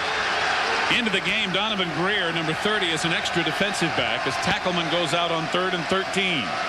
Hall getting away from the pressure, flips it up in the air, and it's intercepted. Picked off by Donovan Greer. You're not going to see that many times from Hall. He didn't have to make that throw right there. He's going to get all kind of heat when he gets to the sidelines. They doubled Hill in the slot formation at the top of the screen. That's who he wanted to go to. You can see he's looking there the whole way. He realized he's doubled. Now he tries to get out and run. The pressure's there. England's there. And right here, just eat it. Don't make that throw. I don't see a red shirt there. Another ill-advised pass. Corey Pullig has made a couple for A&M. And the Aggies have it 1st and 10 at the Tech 41. Thomas getting a couple down to the 39. Armour back in the game, number 37. You can see how heavily taped his right leg is as he sprained a right knee in the first half of the game. But he's back in there with a little assistance from one of the fine companies that makes athletic training material. And there's no way that Armour can be 100%. And don't think that the A&M coordinators will not see this.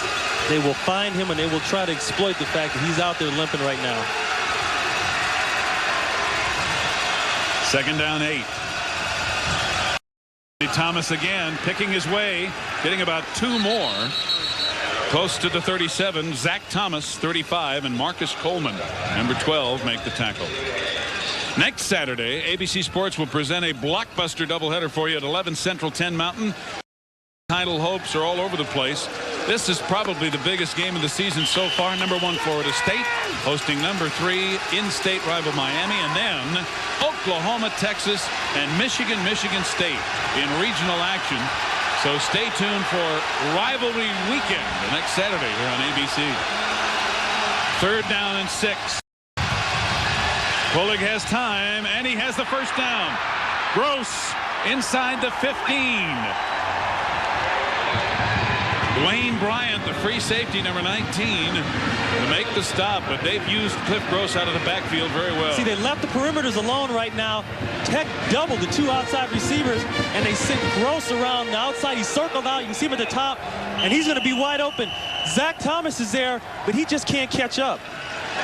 Good play right there. Way to work the offense and use the high percentage passes. A gain of 22. Well, the red zone has been a big place for the A&M offense. Here goes Rodney Thomas around the left side inside the 10. And the ball rolls free, but Thomas was down. And again, Dwayne Bryant, number 19, along with Anthony Armour, 37, make the tackle. Coming up, making an initial hit there, puts Thomas in the air, but he's got to be careful not to duck his head. We see so many injuries every year from guys coming up, ducking their head.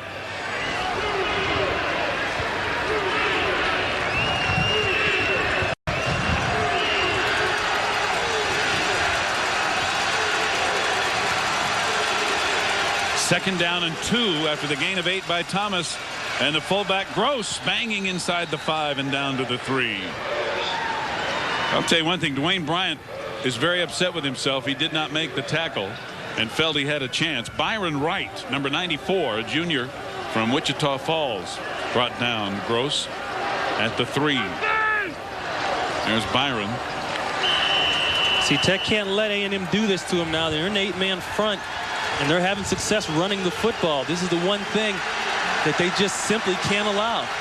First down and goal from the 3. A&M up 10-6. Looking for more. Thomas hit in the backfield and dropped for a loss at about the 4 by Sean Jackson, number 98. And Cat Adams made a great play penetrating from cornerback to cause a problem in the backfield, but we got another injured player, Sean Jackson. The guy who makes this play right here, number 22, Cat Adams, he takes on the force from the fullback right there. That makes Thomas have to jump up in the air. He doesn't have a clear lane or a hole to run to.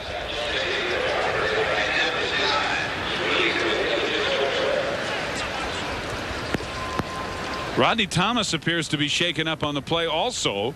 It was Sean Jackson and Rodney Thomas that came together, and they are both still down. You can see Rodney Thomas's number 20 just to the right of your screen, or the right hand side of the screen. And maybe he just can't get up because Sean Jackson's still on top of him. We'd like to believe that's what the situation is. It looks like they're administering to Jackson and not paying much attention to Sean, or to Rodney. Thomas, I guess, is just going to wait. 10:28 to go in the second quarter. There's our score. A&M threatening. And Rodney has gained 74 yards on 16 carries now. It'll be 2nd and goal when we come back.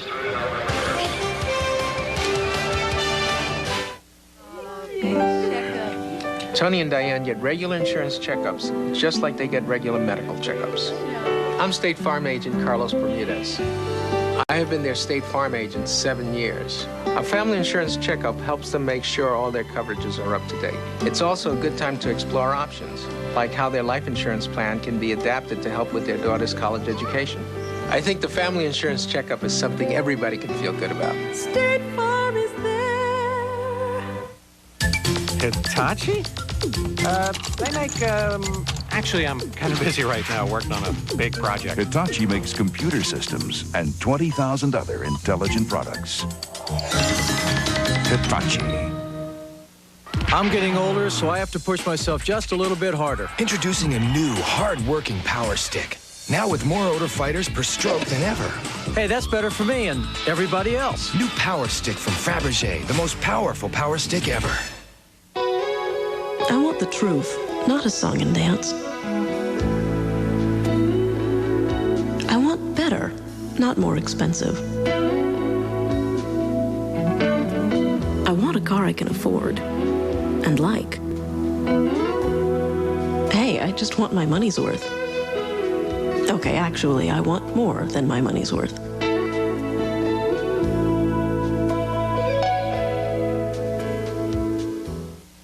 Legendary coaches meet. Lou Holtz and Notre Dame take on Bill Walsh and Stanford. It's part of a special doubleheader next on ABC's College Football. You know, the injury here, you're going to see two defensive players collide, and this is where most of the injuries actually occur. Zach Thomas puts the hit on Jackson instead of the running back. You can see his head go back there. Another angle here. Watch Jackson's head right there. Boy, that is not pretty to look at, Steve. That's why they're having Rodney Thomas remain on the ground, or had him remain on the ground, because they're very concerned apparently about Sean Jackson's neck, and they are bringing a stretcher down the ramp, and he will be removed on that board, taking every precaution. Sean Jackson, one of the leading tacklers and defenders for Texas Tech. Yeah, it looked at first as though Rodney was just taking a little rest, but now from what we're seeing here and from what we saw in the replay, they were just making a very wise decision not to move Jackson. And you remember earlier here in this first few minutes of the second half, Donnie Taylor, number 49 for Tech, sprained a knee. He is out, and he apparently will not return. And hopefully this is not as serious as it appears. But anytime a head or neck is involved, they take extreme precautions with players and are very, very careful not to move them unnecessarily. I'm trying to see if I can detect any lower body movement from Jackson at all, or anything like that. I know he moved his arm.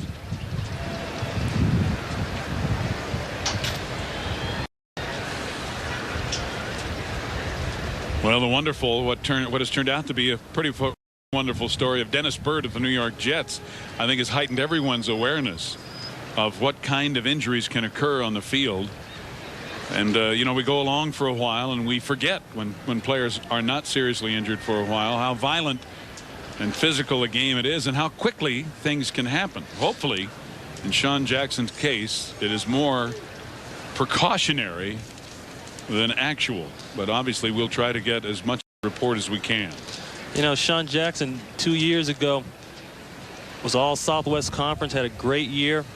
Last year they felt like he slumped a little bit, but coming back this year for spring and into fall camp, coaches really felt like he was going to be a dominating line.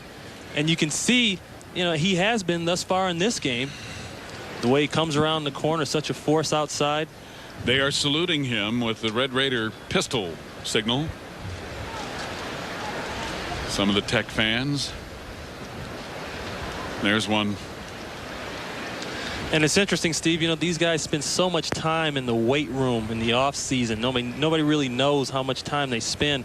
And they have machines down there that work on, you know, isolating neck muscles and trapezoid muscles and things like that. But still, it just goes to show you, as they get stronger, the intensity of the hits becomes greater. And it really, you know, it doesn't do much for getting hurt. I mean, you can still get hurt. That's right. It doesn't keep you from getting hurt, and a lot of people don't realize that. Well, when you've got 250 to 300-pound bodies flying around at tremendous speeds, recklessly crashing into each other, injuries are just going to happen. People say it's a contact sport. No. No, it's a collision sport. Basketball is a contact sport. Football is a collision sport. Jackson, a senior out of Bowling, Texas, who has played so well for the Red Raiders. And as you see, they have taped his headgear in place so as also minimize any movement of the head or neck. I mean, you got Zach Thomas 225 and then Jackson 255. Those guys are running into each other. Meets head.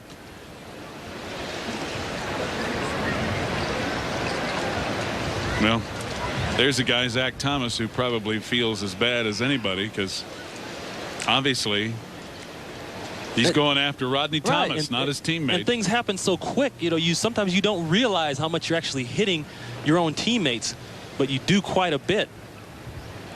And like you said, there are more injuries that occur from, you know, players on the same team hitting each other or falling legs. How many times have you seen that?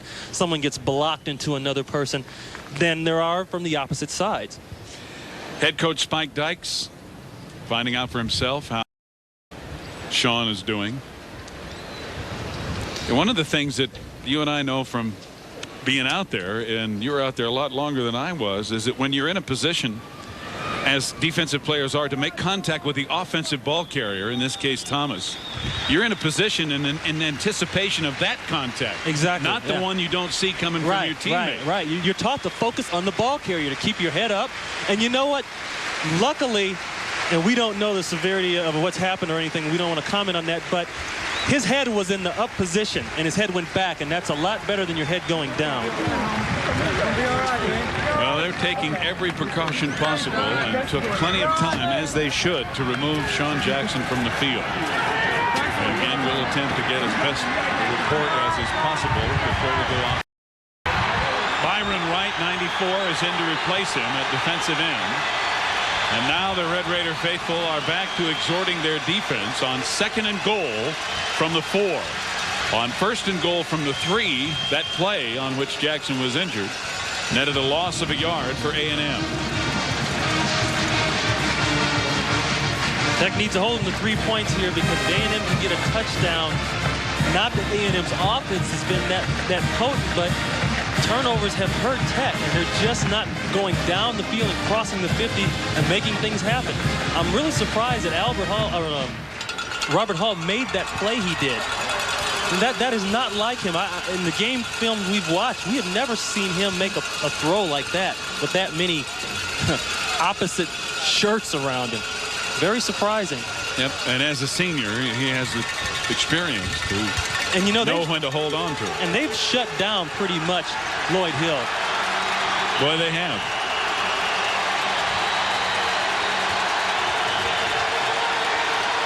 Second and goal from the 4. Short in motion. Fake to Thomas. Pulig trying to bootleg it down to the 1.5 or 2 yard line. Hammered out of bounds by Marcus Coleman, number 12. That's a real nice play there. He faked with a dive action, then rolls out on the naked bootleg. Gross, the fullback, sneaks out right there. You can see him sneaking out the bottom of the screen. Pulig wants to throw the football. He doesn't want to do this right here. He definitely doesn't want that. The ball is at the 1.5. You can see the action if you're in the backfield. It's very confusing, and the next thing you know, he's out running. Thought maybe he could have made it, but good tackle right there, right at the 2-inch line. 3rd and goal. Thomas for the corner. Touchdown.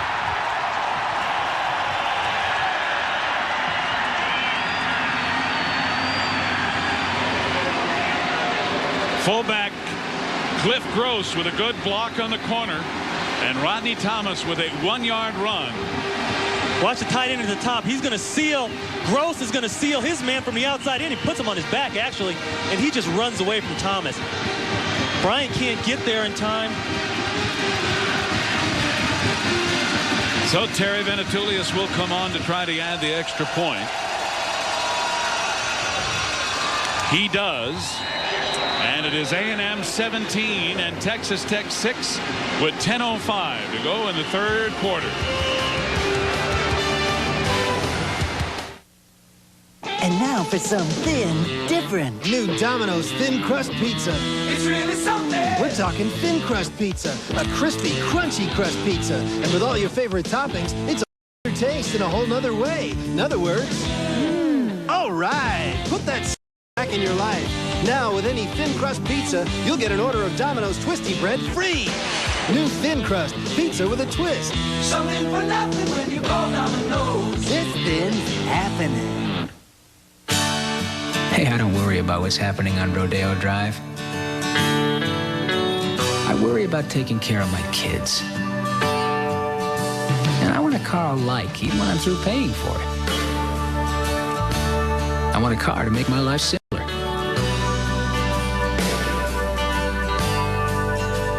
Isn't that what a car is for, anyway?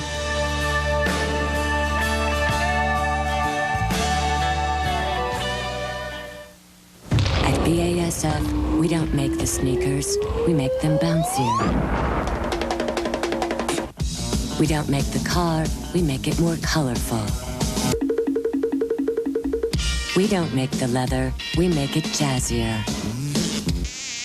We don't make the helmet, we make it more comfortable. At BASF, we don't make a lot of the products you buy, we make a lot of the products you buy better. BASF. CFL ball here on ABC Sports, brought to you this afternoon by Chevrolet, who invite you to see the new Chevy cars for 1994. And by Allied Signals Autolite Spark Plugs, guaranteed for 2 years no matter how far you go.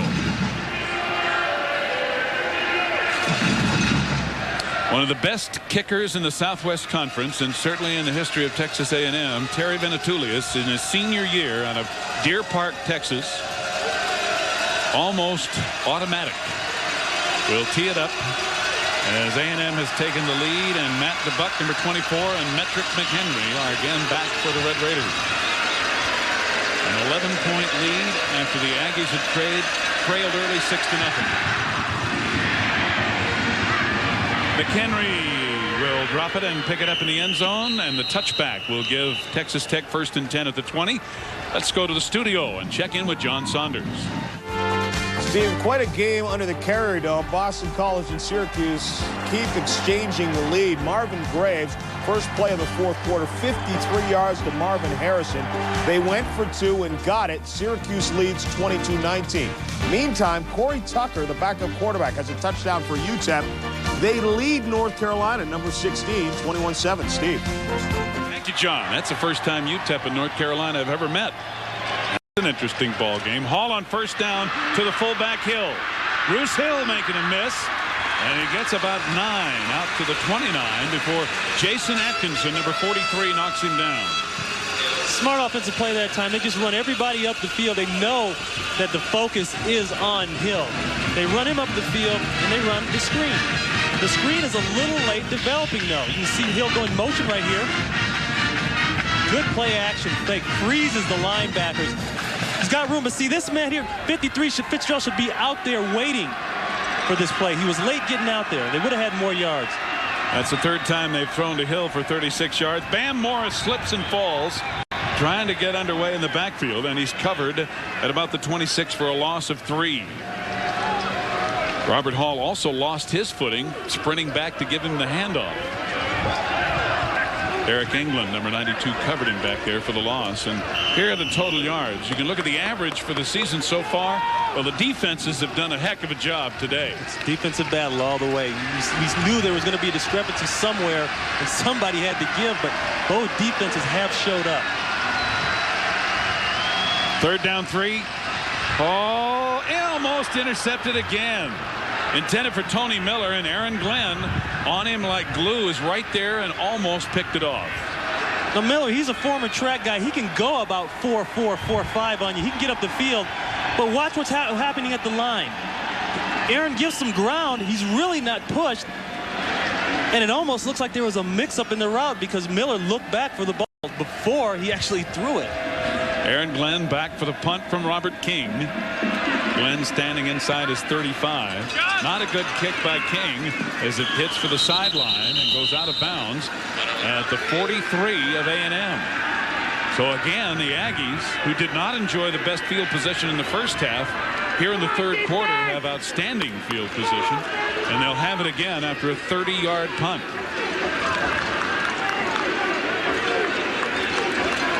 The crowd has been a little quieted here in the 3rd quarter as the Aggies have taken an 11-point lead.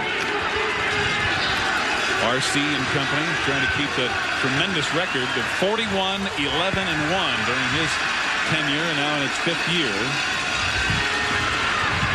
Leland McElroy with a big run into Tech territory to the 45. Dragged down by Sean Banks. That's a quick hitting off tackle stuff that A&M is noted for. They pull the guard around, they'll get a seal on the offensive tackle, he'll block down.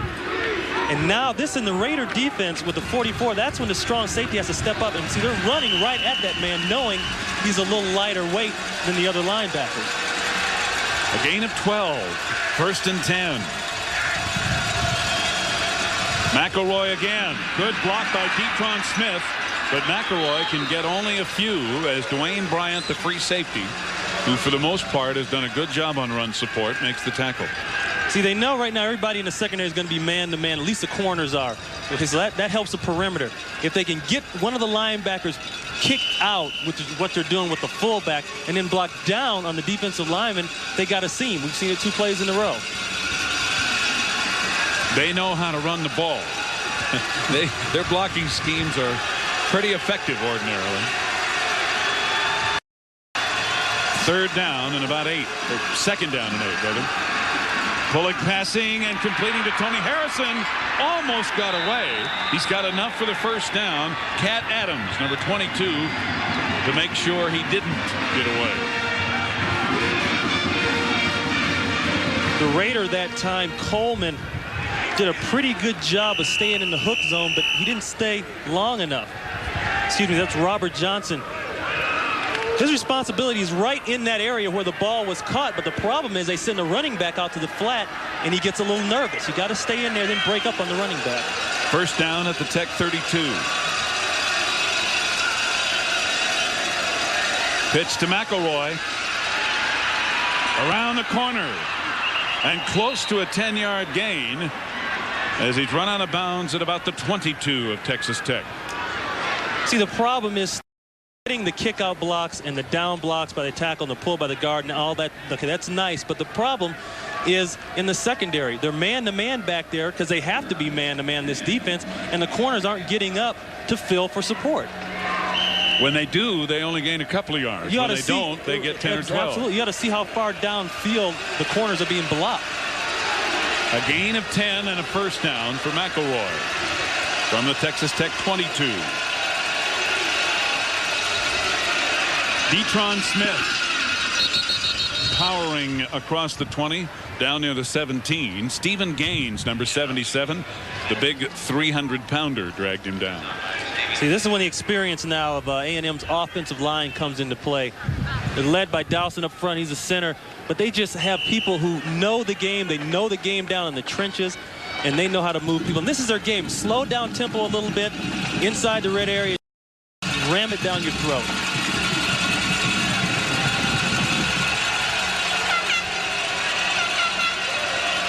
Leland McElroy trying to get outside. Detron Smith with a block, and McElroy breaks a tackle and gets about 5 more before Sean Banks, 46, bumps him out. Good second effort. Brian right there in perfect position. He's just got to wrap up. Just make the tackle. Once again, A&M just going left and right. They're not going to put that ball in the air. And if they do put it in the air, it's going to be low percentage stuff like that hook route we saw earlier, or a fullback wide flare, something very controlled, very high percentage. McElroy out. Rodney Thomas back in. 3rd down and a yard to go. The ball at the 13.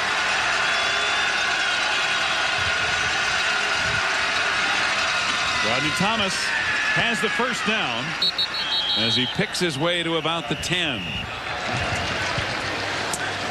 Well, over the last 3 years, A&M has really been able to run the ball against Tech, and Tech has not been able to run the ball against A&M. This demonstrates how tough it's been for the Red Raiders. That's all they've averaged, while the A&M rushing game has rolled to 355 yards on average over the last 3 years against Tech. Well, right here in the 3rd quarter run, that rushing game coming to the forefront again. Yeah. And we know A&M's a second-half team. This is not a good position for Tech right now. Leland McElroy back in at tailback, and he has it. Makes one man miss and gets down near the 7. Grabbed by big 99 William Ritter. Now, on that last play where they picked up the first down, Tech seemed like they were caught with the wrong people on the field. A&M came out in their big formation. That's with 3 tight ends, actually. And Tech still had their 44, and they used 4 down linemen and kept the linebackers off the line of scrimmage. Not the kind of defense you want to be in for a short yardage situation. Well, Texas A&M's done the job when they've had the chances. They've scored both times. Trying to do it again, McElroy. Running through one tackle, down near the 1 before he's finally brought down. Anthony Armour had a hold of him, but he got away. And Marcus Coleman, number 12, finally made the tackle. People at home are going to get tired of hearing me say it, but they're doing the same thing every play. They're pulling the guard, they're blocking down with the tackle, and they're bringing the fullback for the kick out. 55 Harrison, the left guard. Watch him pull out. Good block there. And all they need is lanes, seams. They don't need a whole lot, just enough so a guy like Thomas can get rolling. Now Texas A&M has asked for a timeout, stopping the clock with 4:51 remaining in the 3rd quarter and a 3rd and 1 situation. We'll be back to Jones Stadium in Lubbock in just a minute.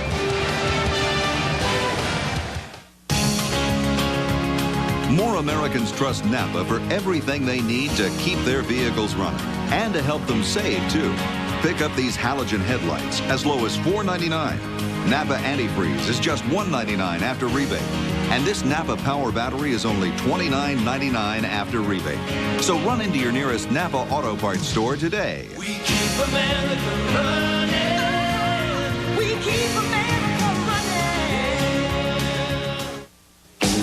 What does it take to be a mountain man? Do you need a big horse? Do you need a deep tan? Do you have to have a saddle? Do you have to have the gear? Well, the simple truth is you just gotta have the beer. Busch Beer, an easy drinking Busch Light. Have you got what it takes to be a mountain man? What does it take to live a mountain man's life? Get smooth Busch Beer is a drinking Busch Light.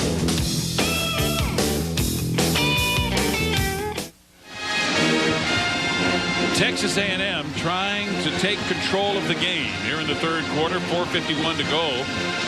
And they have already scored to take a lead of 17-6 after leading 10-6 at halftime.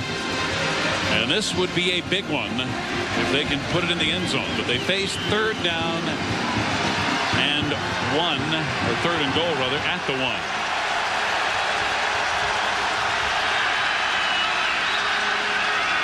Rodney Thomas over the top. Touchdown. Great surge that time by the offensive line. You know, in that situation right there, you've got so many bodies in such a short distance. The low man wins. And you can see A&M's offensive line got lower, and Tech's offensive line. All you see is red shirts standing up. Because they don't need to go far. They just need to go enough so he can make a jump and get over that plane. The ball just has to cross the plane. Right here, you know, I wonder why they play the linebacker so far off. Edwards, he's so far off. Down the goal line, you'd think they'd be up there pretty tight. Right. Venetoulias adds the extra point, and with 4:48 to go in the third, Texas A&M now with a big lead of 24-6. And R.C. Slocum and company can take a little bit of a breather. You know, the field position has been a major factor here in the third quarter, Ron. A&M has not had to go very far for their scores.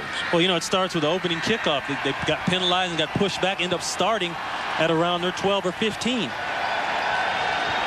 In the third quarter, A&M has gained 98 yards so far, and Tech has managed only 27.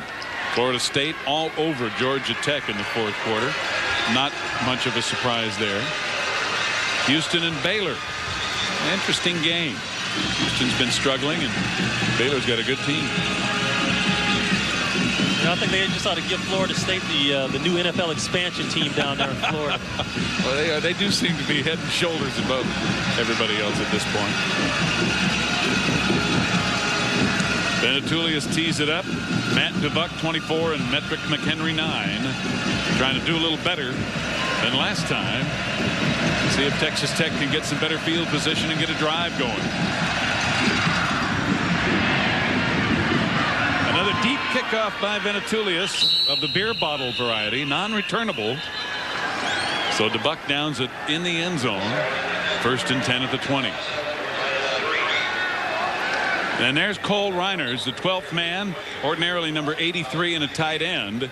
He has been awarded the honor week after week this year as the wedge buster on the kickoff team, the traditional 12th man who gets to travel with the squad and play on the special teams, even though he's not on the depth chart. I'll tell you what, you keep making hits like that, kind of hits he's made in the past, he may be on that depth chart. So they might have to get a new title for 12th man.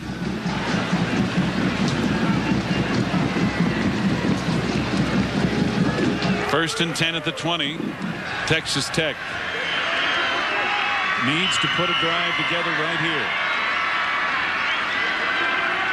4 wideouts in the game as Morris is the lone setback. Morris has it. Good hole. Breaking tackles and getting close to a first down at the 30. See right there, Hall came to the line, read in the tackle box. Now he's getting ready to go to the huddle up. Read the amount of people in the tackle box, saw 6 or less, and decided to run it. You're going to see Atkinson get fooled by that misdirection there. They make it look like a play going to the opposite side. Bam doing his job. Robert Hall looking to throw, and it's incomplete. There was some bumping going on, and we'll have another flag, and it's going to be against Billy Mitchell.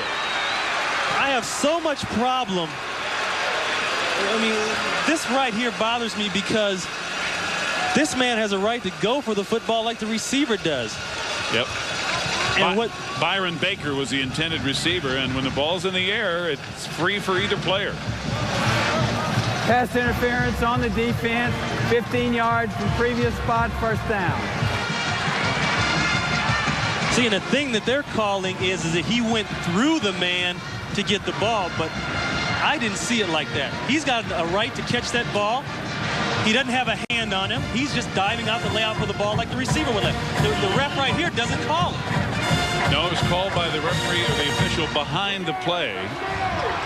A 15-yard penalty gives Tech a first down at their own 45. That's the 9th penalty for 74 yards against A&M. Morris trying to cut back, chased and hauled down from behind by Sam Adams. One of the things about Texas Tech's offense that is really unique is that they have 2 guys who are only the 3rd tandem in the NCAA Division I history to have 1,200 yards combined rushing and receiving in Byron Bam Morris and Lloyd Hill. That shows you they can move the ball. But Hall is sacked back inside the 40. Reggie Graham, number 38. Steve Solari also in there. See, Reggie Graham filling in at that linebacker spot for the problem they had when Cox got suspended. He came in. Right now, you're going to see a double blitz or running a twist. That means both inside linebackers are coming. Hall sits there for a while, but he realizes he's just got to take the sack. And Reggie Graham getting a little more playing time this afternoon because Larry Jackson, remember, number 37, sprained his knee, and he's doubtful. Loss of 7. Hall will be dropped again. Back inside the 35. So Larry, who was close last time, gets there first this time. Yeah, it's interesting. Dick Winder said, the offensive coordinator for Tech, said that they really wasn't concerned that much about A&M's outside rushing potential and that they didn't have an outside linebacker like they had in the past. But watch Solari. He comes around that corner. He is flying. That's the kind of stuff the pros love to see right there. Robert King to do the punting again. Aaron Glenn comes up, takes it at the 30 without a fair catch. But he is hammered by D. Foster, number 5, after slipping a couple of tackles after a 35-yard punt. A penalty flag is down again at the 32. Hey, that's something new. Man. Boy, Glenn's got a lot of guts, too. He'll catch that ball right in your face. Well, we got illegal use of hands again. I'll tell you what, how many times do you see either blocking from the back, illegal blocking below the waist, or illegal use of hands on a kick? Illegal block in the back. Yep. During the return, 10 yards, first down. Sometimes it appears as if it's more than 50% of the time you have a penalty on a kick play like that. Well, you know, they teach you not to hit the guy if you can't see his numbers, but right there. Right there. Right in front of Glenn as soon as he pulled it in. Moves it back to the 22 where it's 1st and 10 A&M. Gross with a quick hitting play close to a first down. Dwayne Bryant drags him down in the secondary. Yeah, interesting now getting Gross into the game a little bit. He's the blocker and the receiver really for a fullback. Gets a lot of balls thrown to him. But they know the focus is going to be on Thomas. So, hey, give Gross the ball a little bit. Let's see what he can do. Well, he just gained 11 and a first down at the 33. A&M trying to eat up some of the clock. We have less than 2.5 minutes left in the third. Pulig flipping it and completing it to Gene Lowry, who's hit immediately by Cat Adams. See, now, if A&M's going to throw, that's the kind of throws they're going to make. High percentage, really. Just a deep, deep comeback that time by Lowry. Tech's in a 3-deep zone. That corner, his responsibility is basically the goal line, the deep third. Nothing behind him. They'll teach him. Just let him catch it in front of you. And that's okay 1 or 2 times, and then it's up to the Tech defensive staff, I think, to switch up the defense so they can stop that.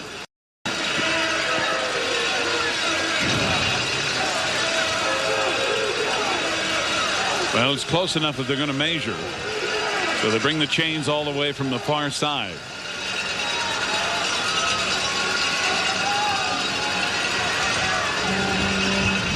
A tad short. Want to know how far a tad is? Right there. There it is.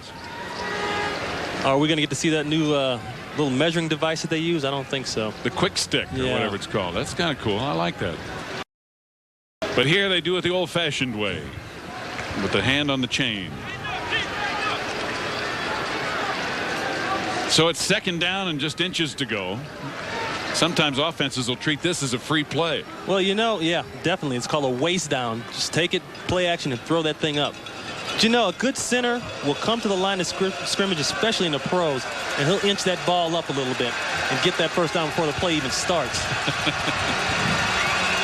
Well, let's see if Chris Dowson does it.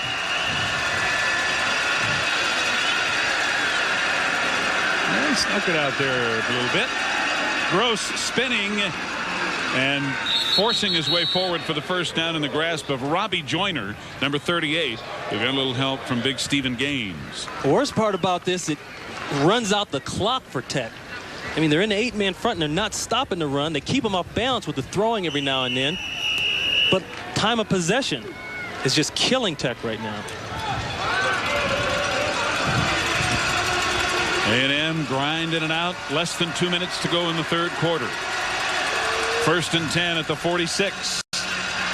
Thomas to about the 49. Tackled by Zach Thomas, number 35. D. Foster, number 5, got in there with some pressure, but I knew you'd see that. Rodney avoided him. Foster coming in with a good hit. The only problem is he gets glanced upfield a little bit too much. And Thomas, such a quick back, he can just jump through there, jump over the blockers, and get his yards. We still have not received an update on Sean Jackson of Texas Tech. As soon as we do, we will pass it along, as he was injured earlier in the third quarter. Gross out of the backfield, breaks 2 tackles, falls forward for a first down. The second effort gets him the first down at the 43 of Tech. Sean Banks, 46 on the stop. They're in a 3 deep with 4 linebackers underneath. Number 5, Foster, that's his responsibility out there. He gets there, but he doesn't break down and make the tackle. Grabbing that shirt, Steve, that's not going to get it in this league. In position, make the tackle. Those are fundamental mistakes right there. Not with a guy that weighs 240 pounds. Remember D. Foster playing for Anthony Armour, who's out injured. Texas A&M now with the lead in the time of possession when Tech had the advantage. About midway through the third. Pulick with lots of time and has a man wide open, Ryan Matthews, and makes a bad throw. Donnie Brooks was down there, but Matthews was wide open. See, now if you're a defenseman, you're getting tired, especially the defensive backs, because they're man-to-man out there. They're running all over the field. And you start to think, well, you know, you get down on your offense. You guys got to do something next time you get the ball. You know, and you hate to get like that because everybody feels that. And right now on the Tech sidelines, they feel that. Syracuse with a 3-point lead in a tight game in the second down. Rodney Thomas running hard inside the 40, down near the 37. D. Foster 5 and 77 Stephen Gaines on the stop. It's the same thing, and A&M runs it to perfection. Pull the guard, kick down with the tackle, pull the fullback.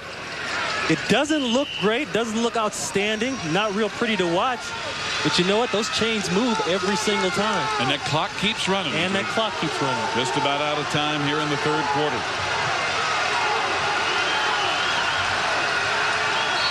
And they don't get it away. Time runs out here in the third.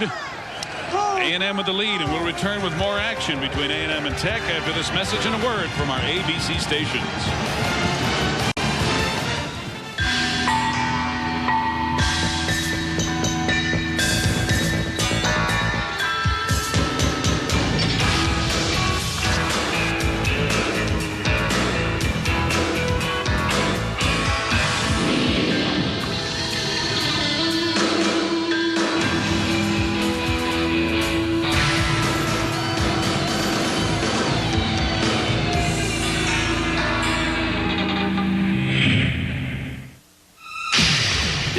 Tom Hardy. They should never have put him in the water if they didn't want him to make waves. I'm trying to solve a murder here! Bruce Willis. Striking Distance. Rated R. At theaters now. Perspiration's okay when you're playing tennis, but not when you're close. If a guy smells, it's such a turn-off. Get a little closer with Arid. New improved formula helps keep you extra dry. Yeah, I trust Arid. What if your baby disappeared? Possible. And no one believed you? Lori Loughlin, Kate Jackson, inspired by a true story, Empty Cradle, Sunday.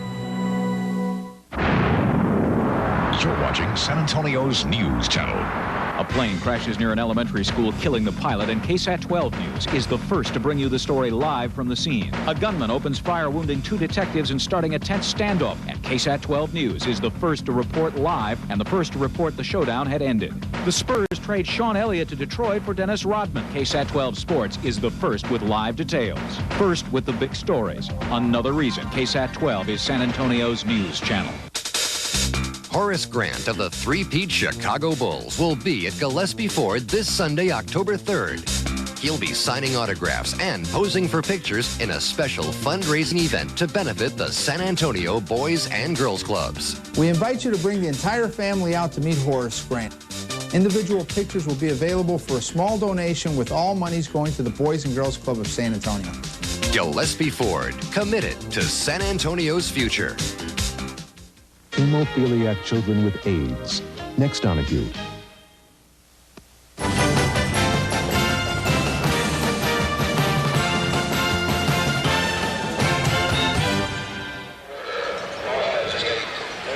One of the Red Raiders perched high atop the end zone here at Jones Stadium. Welcome back to Lubbock, Texas.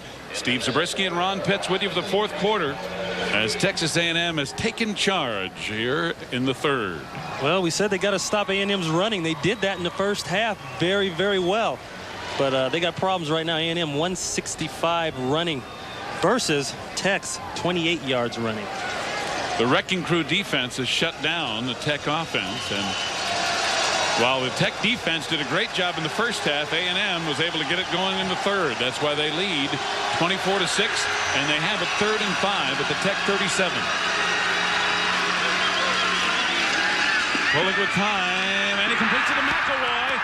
McElroy will go all the way.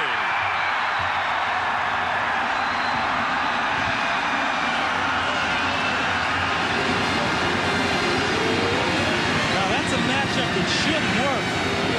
McElroy versus Cat Adams. McElroy just circles out of the backfield for motion. He's just going to do a little circle route. Nothing big. Bullock waits for him to get open. Right here, he's behind him, and it's over. And see, down the field, being in man, everybody else is blocked. Nobody else can come to the football. Terry Venetoulias been busy lately, on for another extra point.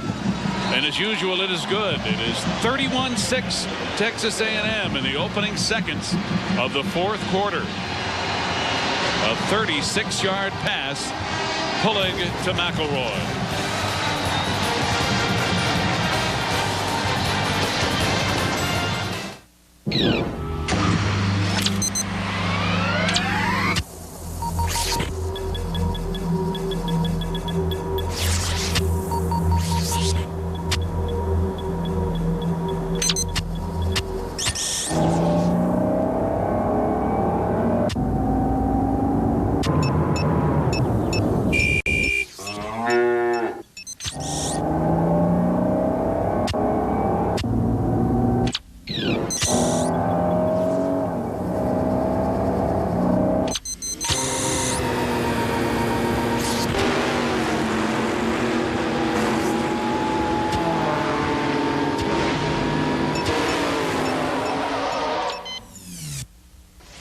Honey, we're leaving in 10 minutes. While virtual reality isn't quite here yet, the car is. The new Accord from Honda. 2.5 hours with their lights on, and Die Hard starts them all. In 2 decades of demonstrations, After 2 months on a frozen lake, the Die Hard starts. you've seen the awesome starting power of the Die Hard battery. Now it's even tougher. Introducing the Die Hard Weather Handler, built to handle the extremes even better. Now get a great introductory price, only $49.99. You save $10 through October 2nd. America's #1 battery just got tougher. They opened with a huge Monday night victory. Now the hungry Redskins are looking to dine on Dan Marino and the Dolphins this week on ABC's Monday Night Football. Down on the sidelines, we're happy to have with us LPGA golfing great and ABC golf analyst Judy Rankin. And Judy, it says underneath your picture right now, you are also a Tech fanatic. Your family has a great history with this university. I'm a big Tech fan. We all are, starting with my son, who graduated in '90 and played on the '89 team in the All-American Bowl that was victorious. It goes back to my husband and his brother in the early '60s, and my father-in-law played on the 1938 Cotton Bowl team. Well, you're a trooper to hang in there right now with your Red Raiders. Maybe they can come back. Well, I certainly hope they do. These are usually very close games over the years. It's a big game for both sides. Thanks for being with us. And Thank you. Thanks for being here today. Rooting your Raiders on. It's our pleasure. Judy Rankin. He's had such a great career on the links and in the booth for ABC. Metric McHenry rather, and Matt DeBuck are back. And Ventulius hits it. McHenry has a hole, and he has speed. Finally hauled down by Donovan Greer, but Texas Tech gets a little inspiration and field position to go with it. Let's check in with John Saunders. Steve, it's still a wild one under the Carrier Dome. Boston College and Syracuse. It's 3rd and goal here. Darnell Campbell takes the handoff from Foley, leaps, gets hit, but falls into the end zone. And Boston College now is back on top, 33-29, with 4:30 now remaining in this game.